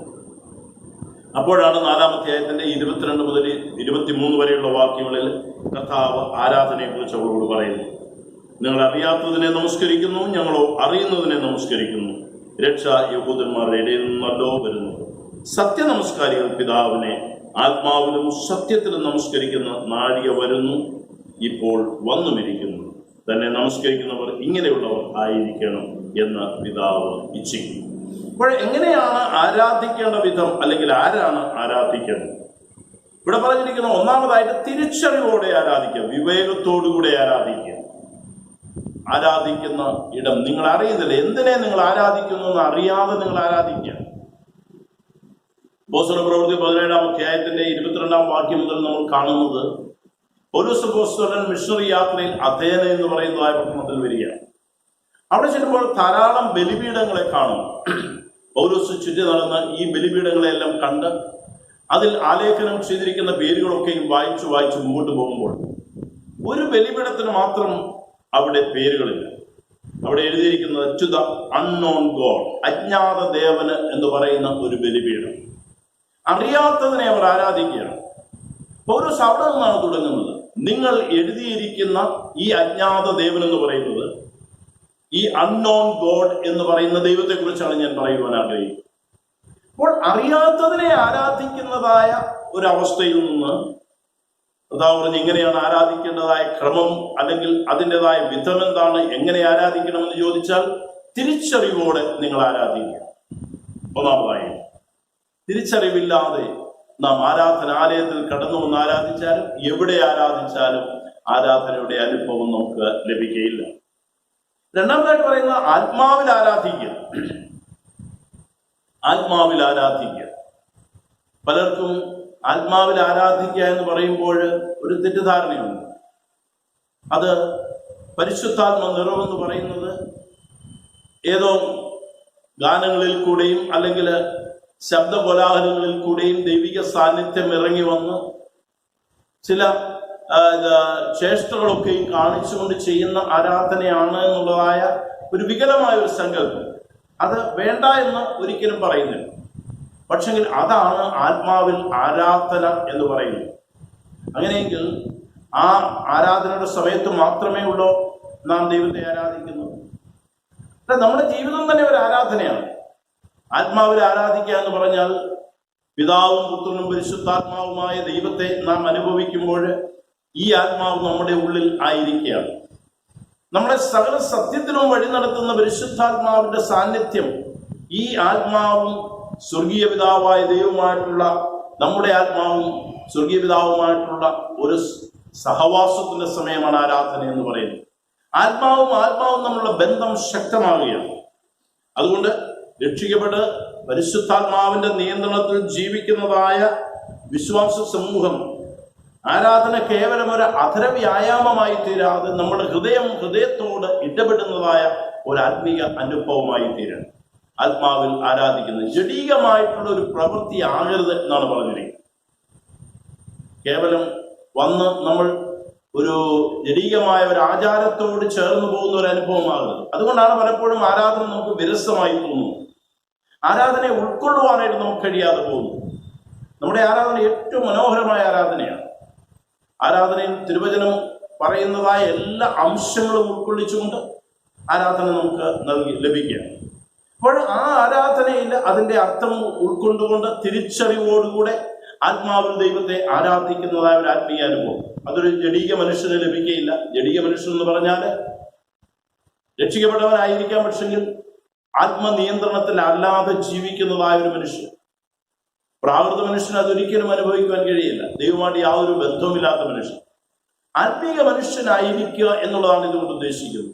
ആത്മാവിൽ ദൈവത്തെ ആരാധിക്കുന്നതായ ഒരു അനുഭവം. രണ്ടാമതായിട്ട് പറയാണ് ഈ ആരാധന സത്യമുള്ളതായിരിക്കണം. ആത്മാവിലും സത്യത്തിലും ആരാധിക്കണം. സത്യമുള്ള ആരാധന. ഇസ്രായേൽ ജനവും ദൈവവുമായിട്ടുള്ളതായ ഇടർച്ചയ്ക്ക് കാരണം, അല്ലെങ്കിൽ ഇസ്രായേൽ ജനവും ദൈവവുമായി അകലുവാനുള്ള കാരണങ്ങൾ, പ്രധാന കാരണം എന്ന് പറയുന്നത് ജനത്തിന്റെ കപടഭക്തിയായി. രണ്ടാമതായിട്ട് പുരോഹിതന്മാരുടെ കപടഭക്തി. മൂന്നാമതായിട്ട് ദൈവത്തോടുള്ള അവരുടെ മത്സരം. അതുകൊണ്ട് ദൈവം തന്നെ പറയുന്നുണ്ട്, യെശയ്യാപ്രവാചകന്റെ പുസ്തകത്തിലേക്ക് നാം മടങ്ങി വരുമ്പോൾ അതിന്റെ 1-ാം അധ്യായത്തിൽ ആരംഭിക്കുന്നത് തന്നെ ഇങ്ങനെയാണ്. ദൈവജനത്തോട് ദൈവം പറയാം, 1-ാം അധ്യായത്തിലെ 10-ാം വാക്യത്തിൽ പറയുന്നത്, സോദോം അധിപതികളെ യഹോവയുടെ വചനം കേൾപ്പീൻ, ഗൊമോറ ജനമേ നമ്മുടെ ദൈവത്തിന്റെ ന്യായപ്രമാണം ശ്രദ്ധിച്ചുകൊള്ളി, നിങ്ങളുടെ ഹനനയാഗങ്ങളുടെ ബാഹുല്യം എനിക്ക് എന്തിനെന്ന് യഹോവ അരുളിച്ചെയ്യുന്നു. പിന്നീട് 12-ാം വാക്യത്തിൽ പറയാണ്, നിങ്ങൾ എന്റെ സന്നിധിയിൽ വരുമ്പോൾ എന്റെ പ്രാകാരങ്ങളെ ചവിട്ടുവാൻ ഇത് നിങ്ങളോട് ചോദിച്ചത് ആർ? ഇനി നിങ്ങൾ വ്യർത്ഥമായുള്ള കാഴ്ച കൊണ്ടുവരരുത്. ധൂപം എനിക്ക് വെറുപ്പാകുന്നു, അമാവാസ്യയും ശബത്തും സഭായോഗം കൂടുന്നു, നീതികേടും ഉത്സവവും എനിക്ക് സഹിച്ചുകൂടാ. നിങ്ങളുടെ അമാവാസ്യ ഉത്സവങ്ങളെ ഞാൻ വെറുക്കുന്നു, അവ എനിക്ക് അസഹ്യം, ഞാൻ അവ സഹിച്ചു മുഷിഞ്ഞിരിക്കുന്നു. നിങ്ങൾ കൈകളെ മലർത്തുമ്പോൾ ഞാൻ എൻ്റെ കണ്ണ് മറച്ചു കളയും. നിങ്ങൾ എത്ര തന്നെ പ്രാർത്ഥന കഴിച്ചാലും ഞാൻ കേൾക്കയില്ല, നിങ്ങളുടെ കൈ രക്തം കൊണ്ട് നിറഞ്ഞിരിക്കും എന്ന് പറഞ്ഞാൽ ദൈവത്തോട് പറയുകയാണ്, കേവലം കപടഭക്തിയുള്ളത്, സത്യ ആരാധനയല്ല, അത്തരം കൊണ്ട് സ്തുതിക്കുകയും ഹൃദയം കൊണ്ട് അകന്നിരിക്കുകയും ചെയ്യുന്ന അനുഭവം. നമ്മുടെ വിശ്വാസ ജീവിതത്തിൽ ദൈവം നമ്മുടെ ആരാധനയെക്കുറിച്ച് എങ്ങനെ നാം ആരാധിക്കണം, ഒന്ന് തിരിച്ചറിവോടെ ഞാൻ ആരാധിക്കുക. ഞാൻ ദൈവിക സാന്നിധ്യ ബോധമുള്ളവനായി നിന്നുകൊണ്ട് ഞാൻ ആരെ ആരാധിക്കുന്നു, എന്തുകൊണ്ട് ആരാധിക്കുന്നുള്ള തിരിച്ചറിവോടുകൂടെ ആരാധിക്കുക. രണ്ടാമതായിട്ട് ആത്മാവിൽ ആരാധിക്കുക. ഇത് ആത്മാവായ ദൈവത്തെ ആത്മാവിൽ ആരാധിക്കുന്ന ഒരു അനുഭവം. മൂന്നാമതായിട്ട് ആരാധന സത്യമുള്ള ആരാധനയായിരിക്കും. കപടഭക്തി, നമ്മുടെ വേഷഭക്തിയോ ഒന്നുമല്ല ദൈവം ആഗ്രഹിക്കുന്നത്. ഹൃദയത്തോട് ഇടപെടുകയാണ്. 23-ാം അധ്യായത്തിലും കർത്താവ് പരീശന്മാരെയും ശാസ്ത്രിമാരെയും നിശ്ചിതമായിട്ട് വിമർശിക്കുകയാണ്. കപടഭക്തിക്കാരെ എന്ന് വിളിച്ചുകൊണ്ട് അവരുടെ ഓരോ ചെയ്തികളെയും അവരുടെ ആരാധനാ രീതികളെയും കർത്താവ് ചോദ്യം ചെയ്യുകയാണ്. അവർ കൊടുക്കുന്നതായ അവരുടെ അതായത് ആത്മീയമായിട്ട് അവർ സമർപ്പിക്കുന്നതായ കാഴ്ചകളെ കുറിച്ച് കർത്താവ് പറയുന്നു. ഒരു ദശാംശ സമർപ്പണങ്ങളെ കുറിച്ച് കർത്താവ് പറയുന്നു. ആത്മാർത്ഥതയില്ലാത്തതായ ആരാധനയാണ്. അവിടെ നാം ചെയ്യേണ്ടത് ആരാധനയ്ക്കായിട്ട് കടന്നു വരുമ്പോൾ നമ്മെ ഉള്ളവണ്ണം ദൈവസന്നിധിയിൽ അറിയുന്ന ഒരു ദൈവത്തിന്റെ സന്നിധിയിൽ നമ്മൾ പ്രസന്റ് ചെയ്യും. അതാണ് ആരാധന, സത്യമുള്ള ആരാധന എന്ന് പറയുന്നത്. അതാ ദൈവിക ദർശനം ഉൾക്കൊണ്ടുവെങ്കിൽ മാത്രമേ സാധിക്കുകയുള്ളൂ.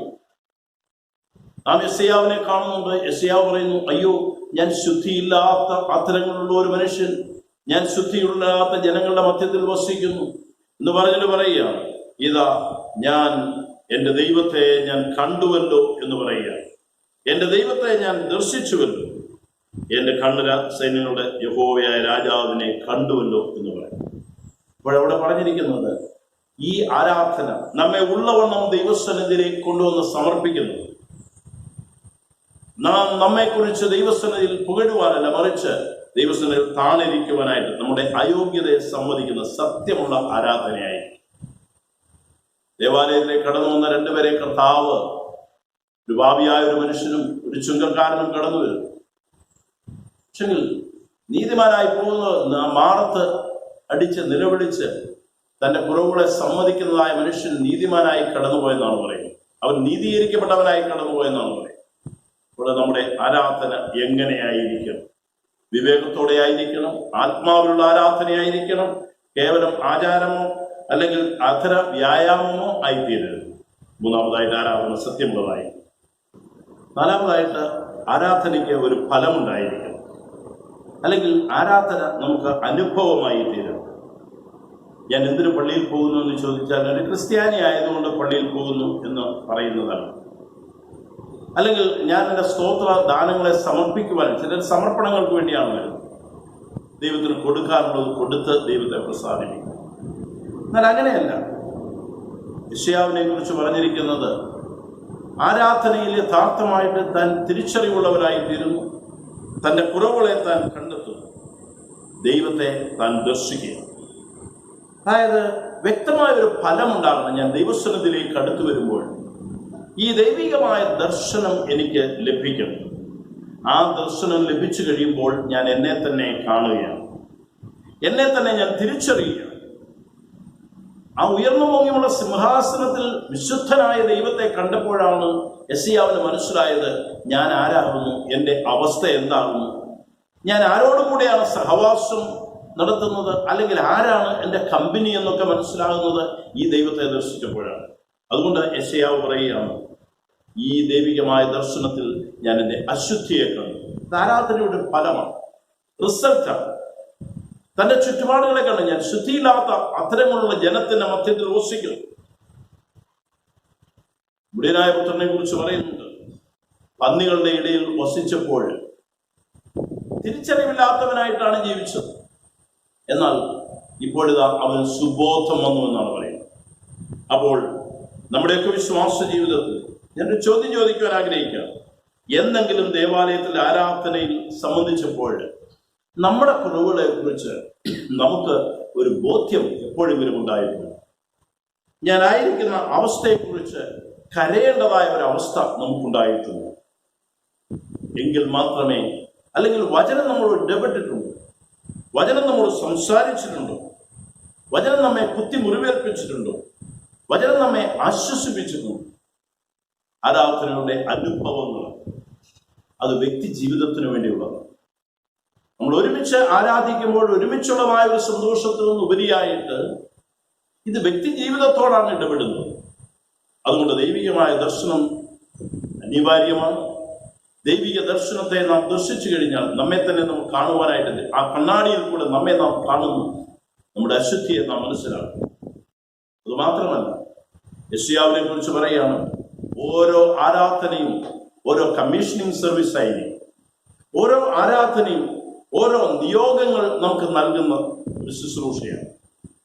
ഇവിടെ 8-ാം വാക്യത്തിലേക്ക് നാം കടന്നു വരുമ്പോൾ അവിടെ യെശയ്യാവ് ഈ ഒരു കമ്മീഷനിങ്ങിലേക്ക് വരികയാണ്. താൻ വിശുദ്ധീകരിക്കപ്പെടുന്നുണ്ട്. പാപം ഏറ്റു പറഞ്ഞു കഴിയുമ്പോൾ ദൈവികമായിട്ടുള്ള സാന്നിധ്യത്താൽ അവൻ വിശുദ്ധീകരിക്കപ്പെടുന്നു.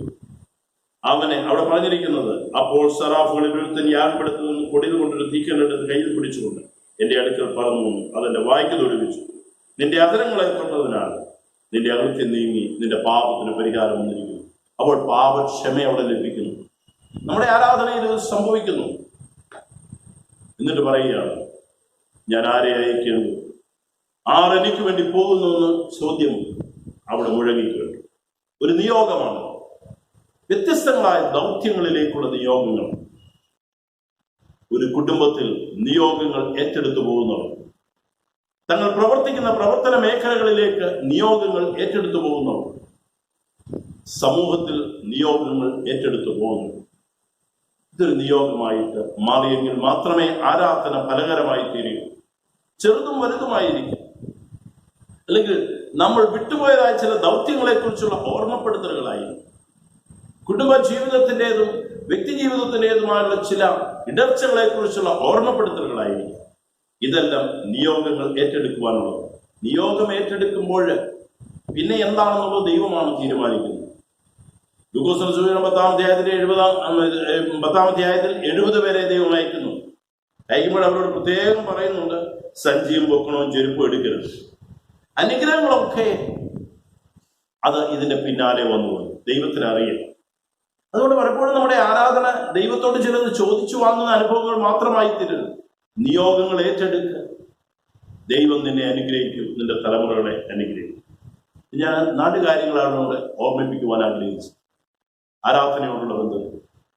ഈ ആരാധന എവിടെയായിരുന്നാലും, അത് ഭവനത്തിലായിരുന്നാലും, അത് മരച്ചുവട്ടിലായിരുന്നാലും, അല്ല മനോഹരമായ ദേവാലയത്തിലായിരുന്നാലും ഒരേ അനുഭവം നമുക്ക് തരികയാണ്. ദൈവിക സാന്നിധ്യം, അല്ലെങ്കിൽ ഞാൻ ദൈവത്തെ കേന്ദ്ര ബിന്ദുവാക്കി ആരാധിക്കുമ്പോൾ ആരെ ഞാൻ ആരാധിക്കുന്നു എന്നുള്ള തിരിച്ചറിവ് അതെന്നെ ദൈവ സാന്നിധ്യത്തിന്റെ നിറവിലേക്ക് കൊണ്ടുവരും. ഞാൻ ആരാധിക്കുന്ന കാരണം എന്തെന്ന് വ്യക്തമായ ബോധ്യമുണ്ടെങ്കിൽ രക്ഷയാണ്, അറുക്കപ്പെട്ട കുഞ്ഞാടിനാണ് മഹത്വം കൊടുക്കുന്നത് എന്നുള്ളതായ പൂർണ്ണ ബോധ്യമുണ്ടെങ്കിൽ നമ്മുടെ വിശ്വാസ ജീവിതത്തിന് ഒരു വലിയ മുതൽക്കൂട്ടായിത്തീരും. അതിൽ കൂടെ നമുക്ക് അനുഗ്രഹം പ്രാപിക്കുവാൻ കഴിയും.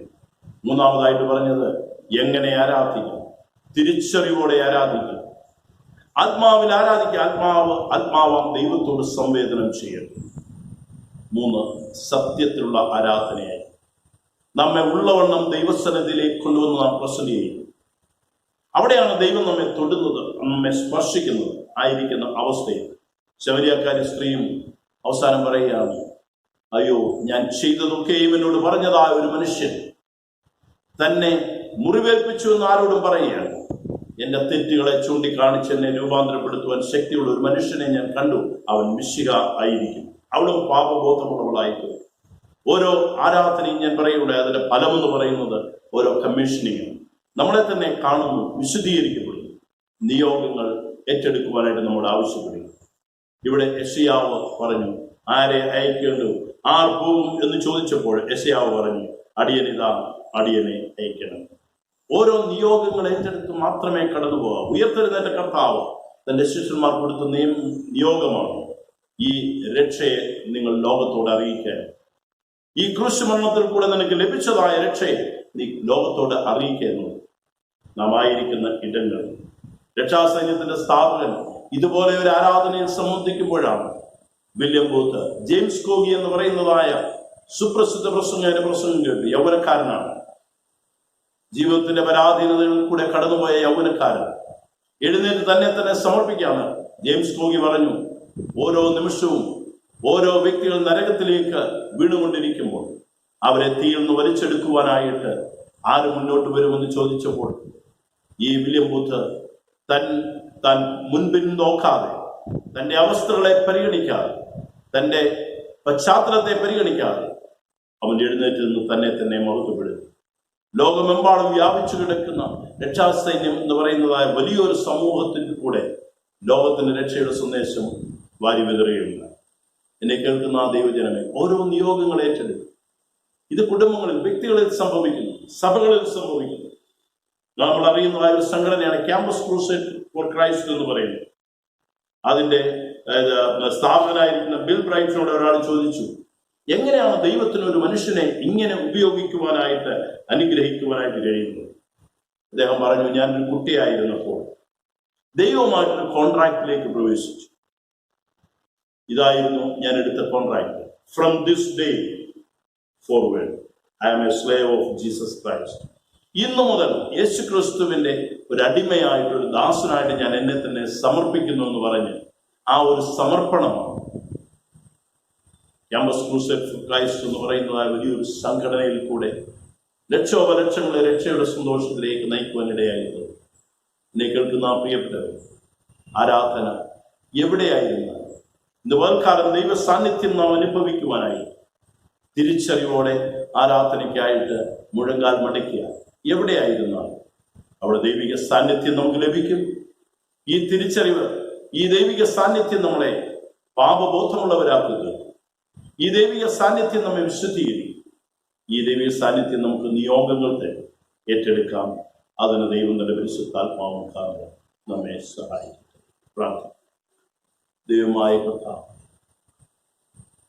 പലപ്പോഴും ആരാധനകൾ ഞങ്ങൾക്ക് വിരസമെന്ന് തോന്നുമ്പോൾ അതിന്റെ കാരണം തിരിച്ചറിവില്ലാതെ, ആരെ ആരാധിക്കുന്നു എന്നുള്ള തിരിച്ചറിവോടുകൂടെ അല്ലാതെയും നിന്റെ ആലയത്തിലേക്കും ആരാധനയിലേക്കും പ്രവേശിക്കുന്നതാകുന്നുവേ ഞങ്ങളെ അവിടുന്ന് കേൾപ്പിച്ചു. ഇന്ന് വേൽക്കാലം കർത്താവേ, ആരാധനയിലൊരു പുതിയ അനുഭവം ഞങ്ങൾക്ക് തരാം. ഇനിയും ഞങ്ങൾ ആരാധനയിൽ ഞങ്ങളുടെ ഭവനങ്ങളിൽ തുടരേണ്ടതായി വന്നാൽ, ഏത് സാഹചര്യത്തിൽ നിന്നെ ആരാധിക്കേണ്ടതായ സാഹചര്യമുണ്ടായി അവിടെയൊക്കെ ഈ ബോധ്യം ഞങ്ങളിൽ നിറയ്ക്കണമെന്ന് ഞങ്ങൾ പ്രാർത്ഥിക്കും. എന്തുകൊണ്ട് ആരാധിക്കുന്നു? ഈ രക്ഷയുടെ സന്തോഷത്തിന്റെ ആഘോഷമാണെന്ന് മനസ്സിലാക്കും. എങ്ങനെ ആരാധിക്കണമെന്ന് തിരിച്ചറിയുവാൻ, നിന്നെ ആത്മാവിലും സത്യത്തിലും ആരാധിക്കുവാൻ ഞങ്ങളെ ഉള്ളവണ്ണം ദൈവസഭയെ പ്രസന്റ് ചെയ്യും. അതിൽ കൂടെ ആരാധനയുടെ അനുഭവക്കാരായി ഞങ്ങളെ സഹായിക്കണമെന്ന് ഞങ്ങൾ പ്രാർത്ഥിക്കും. ഇന്ന് വചനം കേട്ടതിന്റെ മക്കളെ നിന്റെ കൃപയിൽ പരമേൽപ്പിക്കാൻ അനുഗ്രഹിച്ച് ആശ്രയിക്കുക. ക്രിസ്തു യേശുവിന്റെ പരിശുദ്ധ നാമത്തിൽ നമുക്ക് നമ്മുടെ വിശ്വാസ പ്രമാണം ഒരുമിച്ച് ചേർന്ന് അപ്പോസ്തല വിശ്വാസ പ്രമാണം. സർവശക്തിയുള്ള പിതാവായി ആകാശത്തെയും ഭൂമിയെയും സൃഷ്ടിച്ചവനായ ദൈവത്തിൽ ഞാൻ വിശ്വസിക്കുന്നു. അവന്റെ പുത്രനായ നമ്മുടെ കർത്താവായ യേശു ക്രിസ്തുവിനെ ഞാൻ വിശ്വസിക്കുന്നു. ഇവൻ പരിശുദ്ധാത്മാവിനാൽ ഭാഗ്യപ്പെട്ടു ജനിച്ചു. അവൻ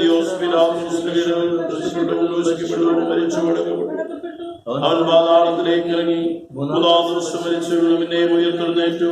അവൻ സ്വർഗ്ഗത്തിലേക്ക് കയറി സർവ്വശക്തിയുടെ പിതാവായ ദൈവത്തിന്റെ വലതുഭാഗത്തിരിക്കുന്നു. അവിടുന്ന് ജീവനുള്ളവരെയും മരിച്ചവരെയും ന്യായവിധിപ്പാൻ വരികയും ചെയ്യും. പരിശുദ്ധാത്മാവിനെ ഞാൻ വിശ്വസിക്കുന്നു. വിശുദ്ധ സഭയിലും വിശുദ്ധനും പാപമോചനത്തിനും ശരീരത്തിനും പുനരുത്ഥാനത്തിനും നിത്യജീവനെ ഞാൻ വിശ്വസിക്കുന്നു. ആമേൻ. കർത്താവ് നിങ്ങളോട് കൂടെ ഇരിക്കട്ടെ. കർത്താവേ, ഞങ്ങളോട് കരുണയുണ്ടാകണമേ. നമുക്ക് പ്രാർത്ഥിക്കാം. പെന്തക്കോസ്തിനു മുൻപ് 3-ാം ഞായറാഴ്ചത്തേക്കുള്ള പ്രത്യേക അപേക്ഷ. ഉയർന്നും മുങ്ങിയുള്ള സിംഹാസനത്തിൽ ആരൂഢനായിരിക്കുന്ന പരിശുദ്ധനും സർവശക്തനുമായ ദൈവമേ, സത്യ അനുതാപത്തിനായി ഞങ്ങളുടെ ഹൃദയങ്ങളെയും മനസ്സുകളെയും പ്രകാശിപ്പിക്കണമേ. ജീവിതമോക്ഷയാത്രയിൽ ഞങ്ങളെ വിശദീകരിക്കുകയും നയിക്കുകയും ചെയ്യണമേ. ഞങ്ങളുടെ വിശ്വാസത്തിന്റെ ആഘോഷത്തിൽ നിന്റെ സന്നദ്ധയിൽ ദിനവും ഉല്ലസിച്ച് ആത്മാവിനും സത്യത്തിലും നിന്നെ ആരാധിക്കുവാൻ നിന്നോടും പരിശുദ്ധാത്മാവിനോടും കൂടെ ഏകദൈവമായി കാലാവസാനം കൂടാതെ ജീവിച്ചു വാഴുന്ന യേശുക്രിസ്തു മൂലം ഞങ്ങൾക്ക് കൃപ ചെയ്യണമേ. ആമേൻ. സമാധാനത്തിനു വേണ്ടി നമുക്ക് അപേക്ഷിക്കാം. ഹൃദയമായിട്ട് ലോക സമാധാനത്തിന് വേണ്ടി നമുക്ക് പ്രാർത്ഥിക്കാം. സമാധാനത്തിന്റെ കർത്താവും ഐക്യത്തിൽ ഇഷ്ടപ്പെടുന്നവരുമായ ദൈവമേ, നിന്നെ അറിയുന്നതിൽ ഞങ്ങളുടെ നിത്യജീവൻ ഇരിക്കുന്നു. നിന്നെ സേവിക്കുന്നത് പൂർണ്ണ സ്വാതന്ത്ര്യമാകുന്നു. നിന്റെ സംരക്ഷണയിൽ ഞങ്ങൾ ഉറപ്പോടെ ആശ്രയിച്ച് ഞങ്ങളുടെ യാതൊരു പ്രതിയോഗിയുടെയും ശക്തിയെ ഭയപ്പെടാതിരിക്കുവാനായിട്ട് ഞങ്ങളുടെ ശത്രുക്കളുടെ ആക്രമണങ്ങളൊക്കെ നിന്റെ താഴ്മയുടെ ദാസരായ ഞങ്ങളെ ഞങ്ങളുടെ കർത്താവായ യേശുക്രിസ്തുവിന്റെ ബലം മൂലം കാത്തുകൊള്ളണമേ. ആമേൻ. കൃപയ്ക്കായി നമുക്ക് അപേക്ഷിക്കാം. സർവശക്തനും നിത്യനുമായ ദൈവമേ, ഞങ്ങളുടെ സ്വർഗ്ഗസ്ഥ പിതാവായ കർത്താവേ, ഈ ദിവസത്തിന്റെ ആരംഭം വരെ നീ ഞങ്ങളെ സുഖത്തോടെ കൊണ്ടുവന്നിരിക്കുന്നു. ദിനമഹാശക്തി കൊണ്ട് ഇന്ന് ഞങ്ങളെ കാത്തുകൊള്ളണമേ. ഇന്നേ ദിവസം ഞങ്ങൾ യാതൊരു പാപത്തിലും വീഴാതെയും യാതൊരു ആപത്തിലും അകപ്പെടാതെയും നിന്റെ മുമ്പാകെ നീതിയായുള്ളതിനെല്ലാം ഇപ്പോഴും ചെല്ലുവാനായിട്ട് ഞങ്ങളുടെ സകല ക്രിയകളും നിന്റെ ഭരണത്താൽ നിർത്തപ്പെടേണ്ടതിന് ഞങ്ങളുടെ കർത്താവായ യേശുക്രിസ്തു മൂലം കൃപ ചെയ്യണമേ. ആമേൻ. കർത്താവിന്റെ നാമമഹത്വത്തിനും സ്തുതിക്കുമായി ജ്ഞാനകീർത്തനങ്ങളിൽ 229-ാമത്തെ പാട്ട് നമുക്ക് ചേർന്ന് പാടാം. കീർത്തനം 220.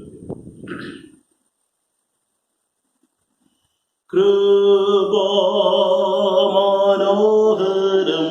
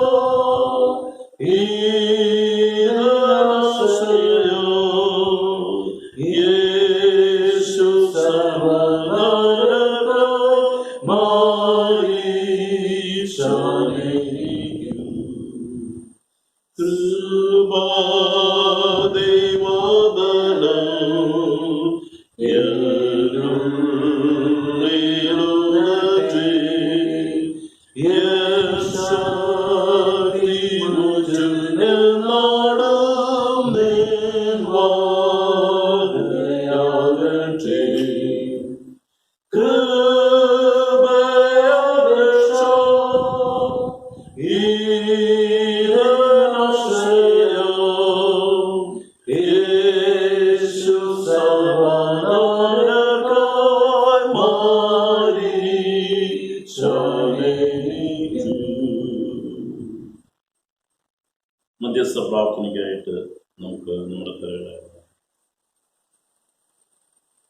വിശിഷ്യ ഈ ആഴ്ചയിൽ ജന്മദിനം ആഘോഷിക്കുന്ന എല്ലാവരെയും, വിവാഹവാർഷികം ആഘോഷിക്കുന്ന എല്ലാവരെയും ദൈവ കൃപയിൽ നമുക്ക് പരമേൽപ്പി.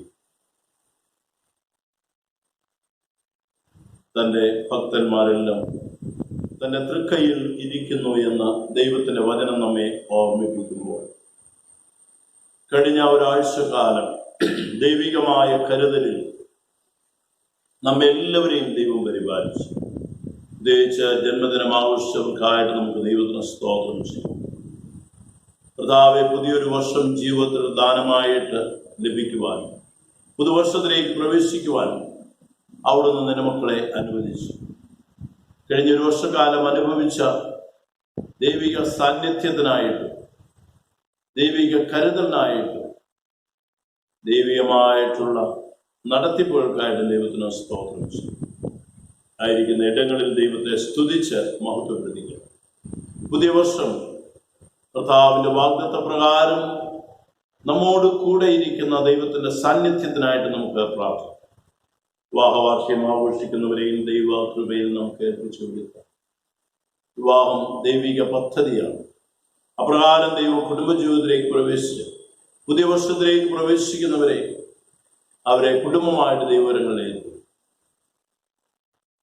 ദൈവം ചെയ്ത നന്മകൾ ഓർക്കുക, നടത്തിയ വഴികളെ ഓർക്കുക. പുതുവർഷം ദൈവിക സാന്നിധ്യത്തിന് നിറവിൽ ജീവിപ്പാൻ, അനുഗ്രഹം പ്രാപിപ്പാൻ കൃപ ചെയ്യണമേ എന്ന് നമുക്ക് പ്രാർത്ഥിക്കാം. ദൈവമായ കർത്താവേ, ഈ ആഴ്ചയിൽ ജന്മദിനം ആഘോഷിക്കുകയും വിവാഹവാർഷികം ആഘോഷിക്കുകയും ചെയ്യുന്ന എല്ലാവരെയും നിന്റെ പിതൃതയിൽ ഞങ്ങൾ സമർപ്പിക്കുക.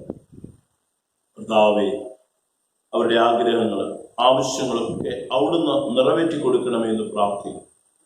അവിടുത്തെ സാന്നിധ്യം എല്ലായ്പ്പോഴും അനുഭവിക്കുവാൻ നിന്റെ പരിശുദ്ധാത്മാവിനാൽ അവരെ ശക്തീകരിക്കണമേ എന്ന് പ്രാർത്ഥിക്കും.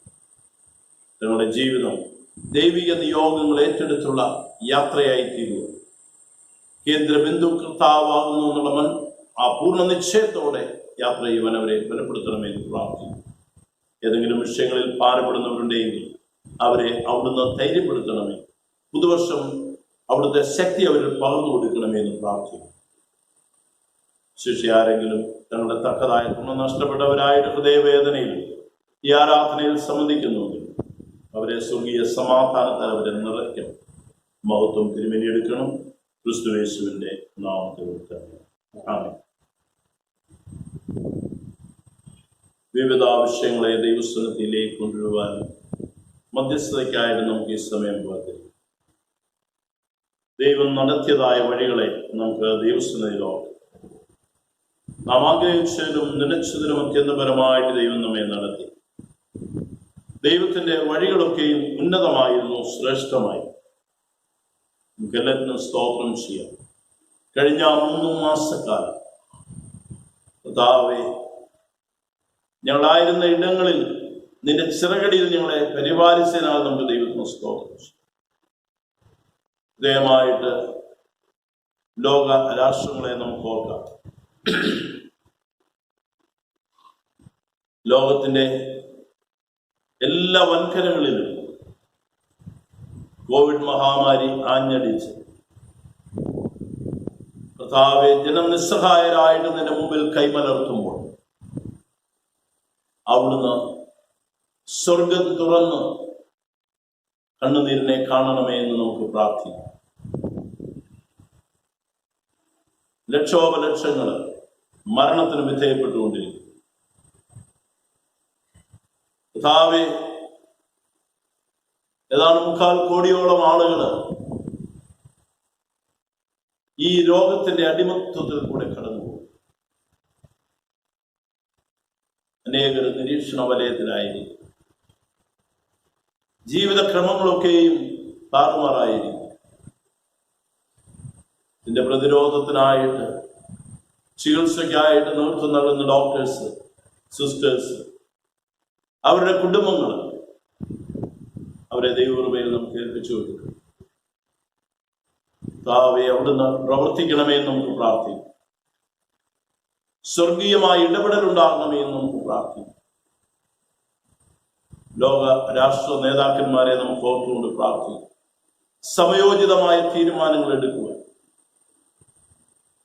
തങ്ങളുടെ ബുദ്ധിക്ക് അതീതമായിട്ട് പ്രവർത്തിക്കുന്ന ഒരു ദൈവത്തെ കാണുവാൻ, ആ ദൈവത്തിലേക്ക് നോക്കുവാൻ, നിന്നിൽ നിന്ന് പ്രാപിപ്പാൻ അവരെ ബലപ്പെടുത്തണമേ എന്ന് നമുക്ക് പ്രാർത്ഥിക്കാം.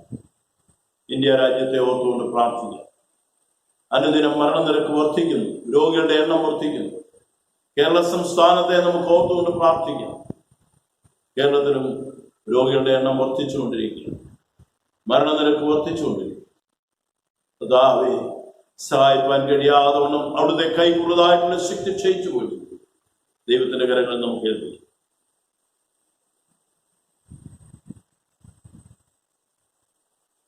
കർത്താവേ, ഞങ്ങളുടെ പ്രാർത്ഥന കേൾക്കണമേ. നിശ്ചയമായിട്ട് നമ്മുടെ രാജ്യത്തെ നമുക്ക് ഓർത്തുകൊണ്ട് പ്രാർത്ഥിക്കാം. അതിർത്തികളിലൊക്കെയും യുദ്ധാശ്രുതികളും യുദ്ധസന്നാഹങ്ങളും വർദ്ധിച്ചുകൊണ്ടിരിക്കുന്നു. ഒരു സൈഡിൽ കോവിഡ് മഹാമാരി എന്ന ഈ വലിയ ദുരന്തവും, മറു സൈഡിൽ യുദ്ധത്തിൻ്റെതായ ഭീഷണിയും മുഴങ്ങുമ്പോൾ ദൈവികമായി ഇടപെടാൻ വേണ്ടി നമുക്ക് പ്രാർത്ഥിക്കാം. അവിടുന്ന് സമാധാനത്തിന്റെ കർത്താവും ഐക്യമത്യത്തിന് ഇഷ്ടപ്പെടുന്ന ദൈവമാണ്. അവിടുന്ന് കരുണ ചെയ്യണമേ എന്ന് നമുക്ക് പ്രാർത്ഥിക്കാം. അതിർത്തിയിൽ ഇന്ത്യ രാജ്യത്തിന് വേണ്ടി സേവനം ചെയ്യുന്ന ജവാന്മാരെയും അവർക്ക് നേതൃത്വം നൽകുന്നവരെയും നമുക്ക് ഓർക്കാം. ഭരണകർത്താക്കളെ ഓർക്കാം. സമയോചിതമായ തീരുമാനങ്ങൾ അത് ഫലകരമായി തീരുമാനിടയാകണമേ നമുക്ക് പ്രാർത്ഥിക്കാം. ആഗോള ക്രൈസ്തവ സഭയെ നമുക്ക് ഓർത്തുകൊണ്ട് പ്രാർത്ഥിക്കാം. ദേശത്തിന്റെ കാവൽക്കാരായിട്ട് ദൈവം നമ്മെ ആക്കി വെച്ചിരിക്കും. പ്രധാവിയായിരിക്കുന്ന ഇടങ്ങളിൽ ദേശത്തിന്റെ നന്മയ്ക്ക് വേണ്ടി പ്രാർത്ഥിക്കുവാൻ, സഹകരിച്ച് പ്രവർത്തിക്കുവാനായി പ്രധാവ സഭകളെ സജ്ജമാക്കണമേ എന്ന് നമുക്ക് പ്രാർത്ഥിക്കാം. എല്ലാ ക്രൈസ്തവ സഭകളെയും നമുക്ക് ഓർക്കാം. സഭാവിഭാഗ വ്യത്യാസമെന്നെ നാം ഒരുമിച്ച് കർത്താവിനെ ആരാധിക്കുമ്പോൾ ആ ശക്തിയിൽ ദൈവസന്നിധിയിൽ നിന്ന് അനുഗ്രഹങ്ങളെ പ്രാപിക്കുവാൻ, ദേശത്തിന് അനുഗ്രഹങ്ങളെ പകർന്നു കൊടുക്കുവാൻ സഭകളെ ഉപയോഗിക്കണമേ എന്ന് നമുക്ക് പ്രാർത്ഥിക്കാം. സഭാമേലധ്യക്ഷന്മാർക്ക് വേണ്ടി നമുക്ക് പ്രാർത്ഥിക്കാം. ദക്ഷിണേന്ത്യ സഭയ്ക്ക് വേണ്ടി പ്രാർത്ഥിക്കാം. നമ്മുടെ കൂട്ടായ്മയിലായിരിക്കുന്ന ഔസിയനായി മാർത്തോമാ സഭകളെ നമുക്ക് ഓർത്തുകൊണ്ട് പ്രാർത്ഥിക്കാം. മേലധ്യക്ഷന്മാർക്ക് വേണ്ടി നമുക്ക് പ്രാർത്ഥിക്കാം. നമ്മുടെ മഹാഡവയെ നമുക്ക് ഓർത്തുകൊണ്ട് പ്രാർത്ഥിക്കാം. ഹൃദയമായിട്ട് ബിഷപ്പ് തിരുമേനിയെ ഓർക്കാം. ഡയസിൻ ഓഫീസേഴ്സിനെ നമുക്ക് ഓർത്തുകൊണ്ട് പ്രാർത്ഥിക്കാം. വിവിധ ഉത്തരവാദിത്തങ്ങൾ ഏറ്റെടുത്തിരിക്കുന്ന എല്ലാവരെയും, സ്ഥാപനങ്ങളെയും, എല്ലാ പ്രവർത്തനങ്ങളെയും ഓർത്തുകൊണ്ട് പ്രാർത്ഥിക്കാം. നമ്മുടെ സുവിശേഷമായ പ്രദേശങ്ങളെ നമുക്ക് ഓർക്കാം. നമ്മുടെ മിഷണറിമാരെ ഓർത്തുകൊണ്ട് പ്രാർത്ഥിക്കാം. ഈ നാളുകളിൽ പ്രവർത്തനങ്ങളൊക്കെയും ദുഷ്കരമായി കൊണ്ടിരിക്കുമ്പോൾ അതിന്റെ മധ്യത്തിൽ ജീവനുള്ള സാക്ഷികളായി നിൽക്കുവാൻ, ഓടുവാൻ അവരെ പ്രാപ്തരാക്കണമേ എന്ന് നമുക്ക് യാചിക്കാം. പ്രത്യേകമായിട്ട് കേരള മഹാരെ നമുക്ക് ഓർക്കാം.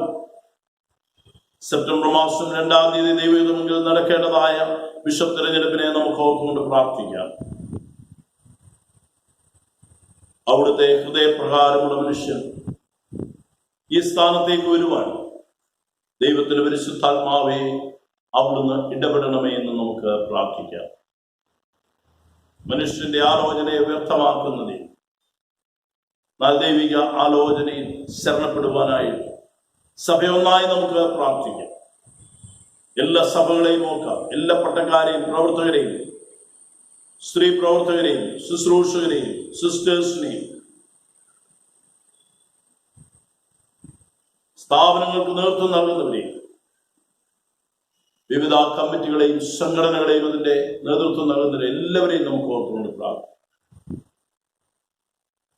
നമ്മുടെ മഹായുടെ കർത്താവേ, ഒരു മിഷണറി സഭയായിട്ട് നിലനിൽപ്പാൻ അവിടുന്ന് കൃപ ചെയ്യണമെന്ന് നമുക്ക് പ്രാർത്ഥിക്കാം. കൃത്യമായ സമയത്ത് നമ്മുടെ സഭയെ നമുക്ക് ദൈവസന്നിധിയിൽ സമർപ്പിച്ചുകൊണ്ട് പ്രാർത്ഥിക്കാം. കർത്താവേ, ഞങ്ങളുടെ കുഞ്ഞുങ്ങളൊക്കെയും പഠിക്കുന്നതായ സ്ഥാപനങ്ങൾ ഈ കോവിഡ് മഹാമാരിയിൽ സ്കൂളുകളും കോളേജുകളും തുറക്കുവാൻ കഴിയാത്ത സാഹചര്യത്തിൽ ഓൺലൈൻ പഠനം ആരംഭിച്ചിരിക്കുന്നു. അതിന് സൗകര്യമില്ലാത്തവരുണ്ടെങ്കിൽ അവരെ ഓർത്തുകൊണ്ട് പ്രാർത്ഥിക്കും. കർത്താവേ, ഞങ്ങളുടെ കുഞ്ഞുങ്ങളോട് കരുണ ചെയ്യണമേ എന്ന് പ്രാർത്ഥിക്കും. നമ്മുടെ യൗവനക്കാരെ ദൈവസന്നിധിയിൽ സമർപ്പിക്കും. സൺഡേ സ്കൂളിനെയും യുവജന പ്രസ്ഥാനത്തെയും ഗായസംഘത്തെയും സ്ത്രീനസ്യതയും ആത്മാശ്രമങ്ങളെയും ഒക്കെ നമുക്ക് ഓർത്തുകൊണ്ട് പ്രാർത്ഥിക്കാം. തങ്ങളാലാവോളം ദൈവരാജ്യത്തിന്റെ കെട്ടുപണിക്ക് വേണ്ടി തങ്ങളെ തന്നെ സമർപ്പിക്കുവാൻ കൃപ ചെയ്യണമേ എന്ന് നമുക്ക് പ്രാർത്ഥിക്കാം. നമ്മുടെ കുഞ്ഞുങ്ങളെ പഠിക്കുന്ന എല്ലാ വിദ്യാഭ്യാസ സ്ഥാപനങ്ങളെയും നമുക്ക് ഓർത്തുകൊണ്ട് പ്രാർത്ഥിക്കാം. അധ്യാപകരെയും അനധ്യാപകരെയും എല്ലാവരെയും നമുക്ക് ഓർത്തുകൊണ്ട് പ്രാർത്ഥിക്കാം. നമ്മുടെ സഭയിലെ രോഗികളും ബലഹീനരുമായിരിക്കുന്നവരെ നമുക്ക് ഓർത്തുകൊണ്ട് പ്രാർത്ഥിക്കാം.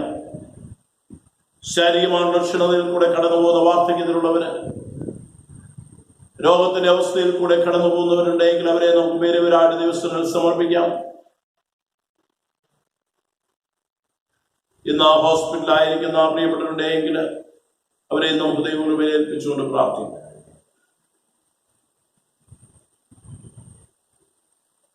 പ്രത്യേകിച്ച് നിങ്ങളുടെ ജോലിയോടുള്ള ബന്ധത്തിലും പഠനത്തോടുള്ള ബന്ധത്തിലും വിദേശത്തായിരിക്കുന്ന സ്വദേശത്ത് ഇന്ത്യയുടെ നാനാഭാഗങ്ങളിൽ ചിതറിപ്പാർക്കുന്ന അനേക പ്രിയപ്പെട്ടവരുണ്ട്. അവരെ നമുക്ക് കുടുംബങ്ങളായിട്ട് സമർപ്പിക്കാം. താവേ, ചുറ്റുപാടും ഈ രോഗത്തിന്റെ ഭീഷണി നിലനിൽക്കുമ്പോൾ നിന്റെ കുഞ്ഞുങ്ങളെ നിന്റെ രക്തവളപ്പിൽ സൂക്ഷിക്കണമെന്ന് നമുക്ക് പ്രാർത്ഥിക്കാം.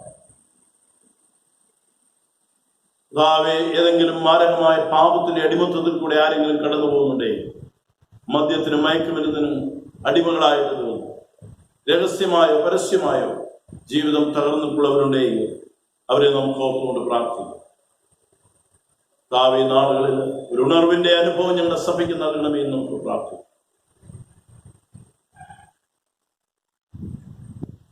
നമ്മുടെ ചുറ്റുപാടും കഷ്ടത അനുഭവിക്കുന്നവരെ, വേദനിക്കുന്നവരെയൊക്കെയും നമുക്ക് ഓർത്തുകൊണ്ട് പ്രാർത്ഥിക്കാം.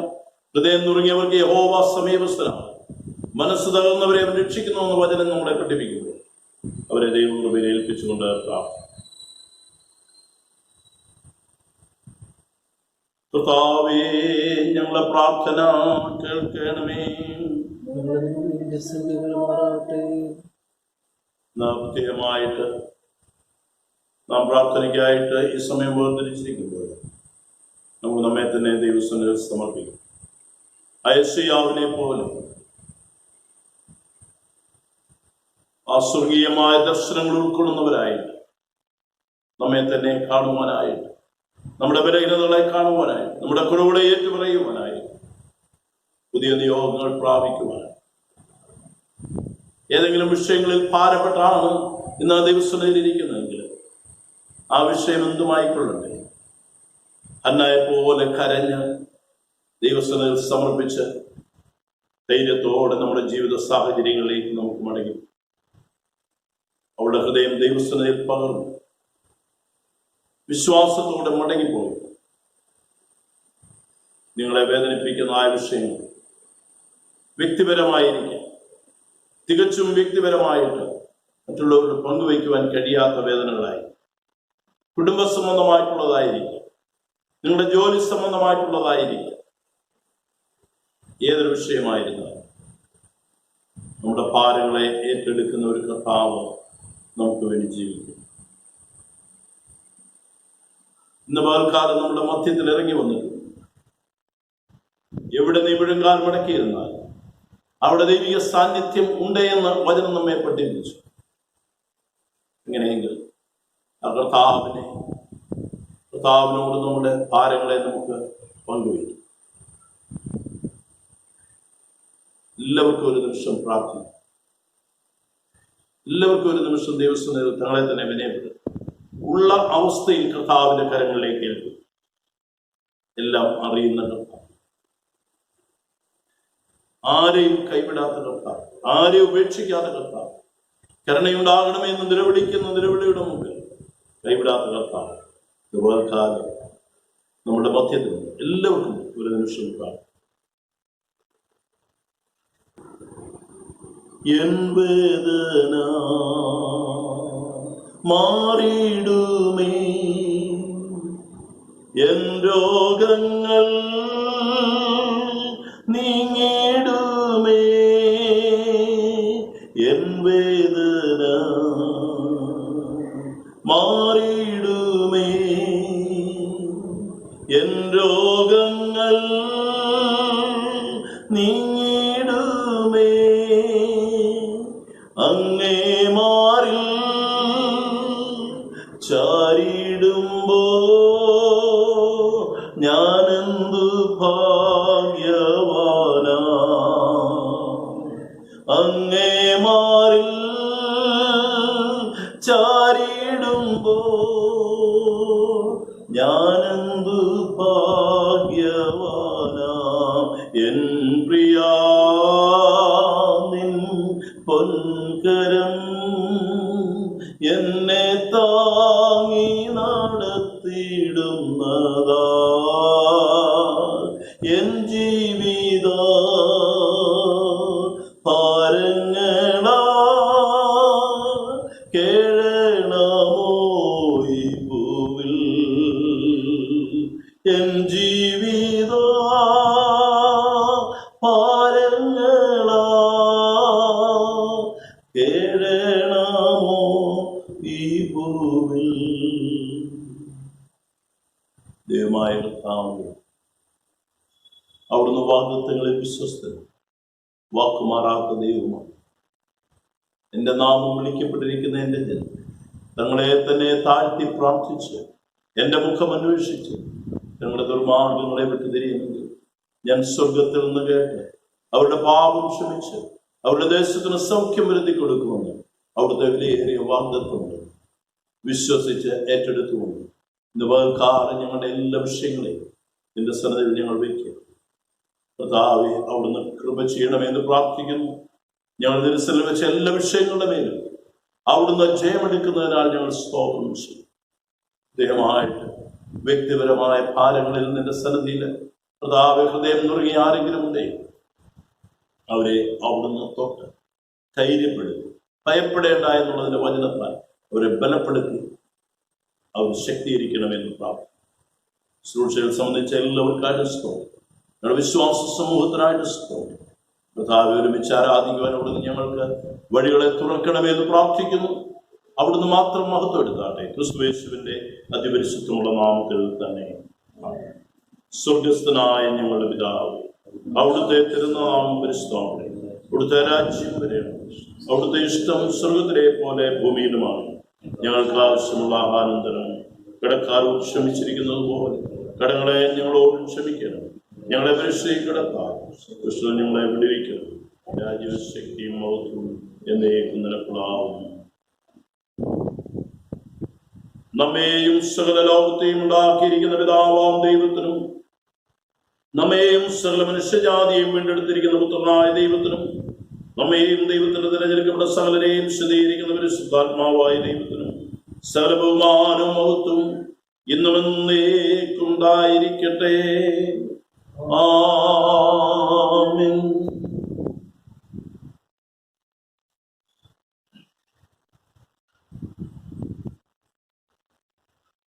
ഈ ദിവ്യമായിട്ടുള്ള ശുശ്രൂഷയിൽ സംബന്ധിച്ച എല്ലാവരോടുമുള്ള പ്രത്യേക സ്നേഹവും നന്ദിയും അറിയിക്കുന്നു. ദൈവം നമ്മെ അനുഗ്രഹിക്കട്ടെ എന്ന് പ്രാർത്ഥിക്കുന്നു.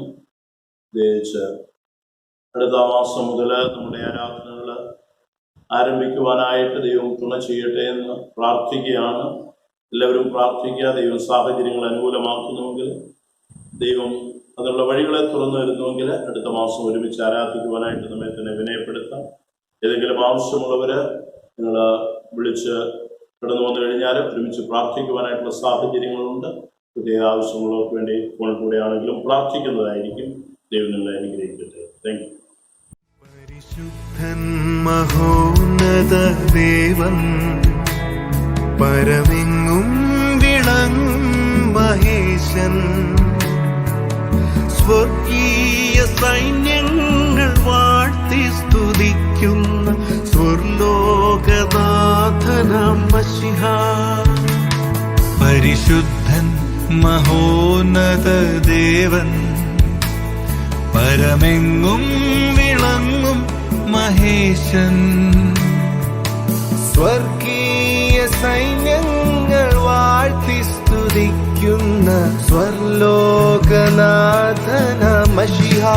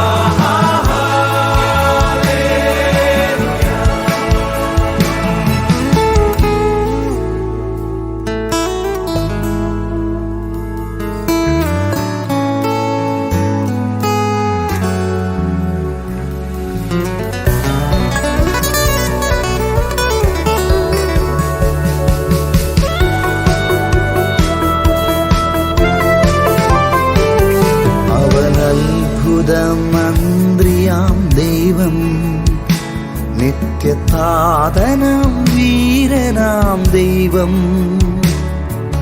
ഉന്നത ദേവൻ നീതിയിൻ സൂര്യൻ രാജാതിരാജനാം മശിഹാ.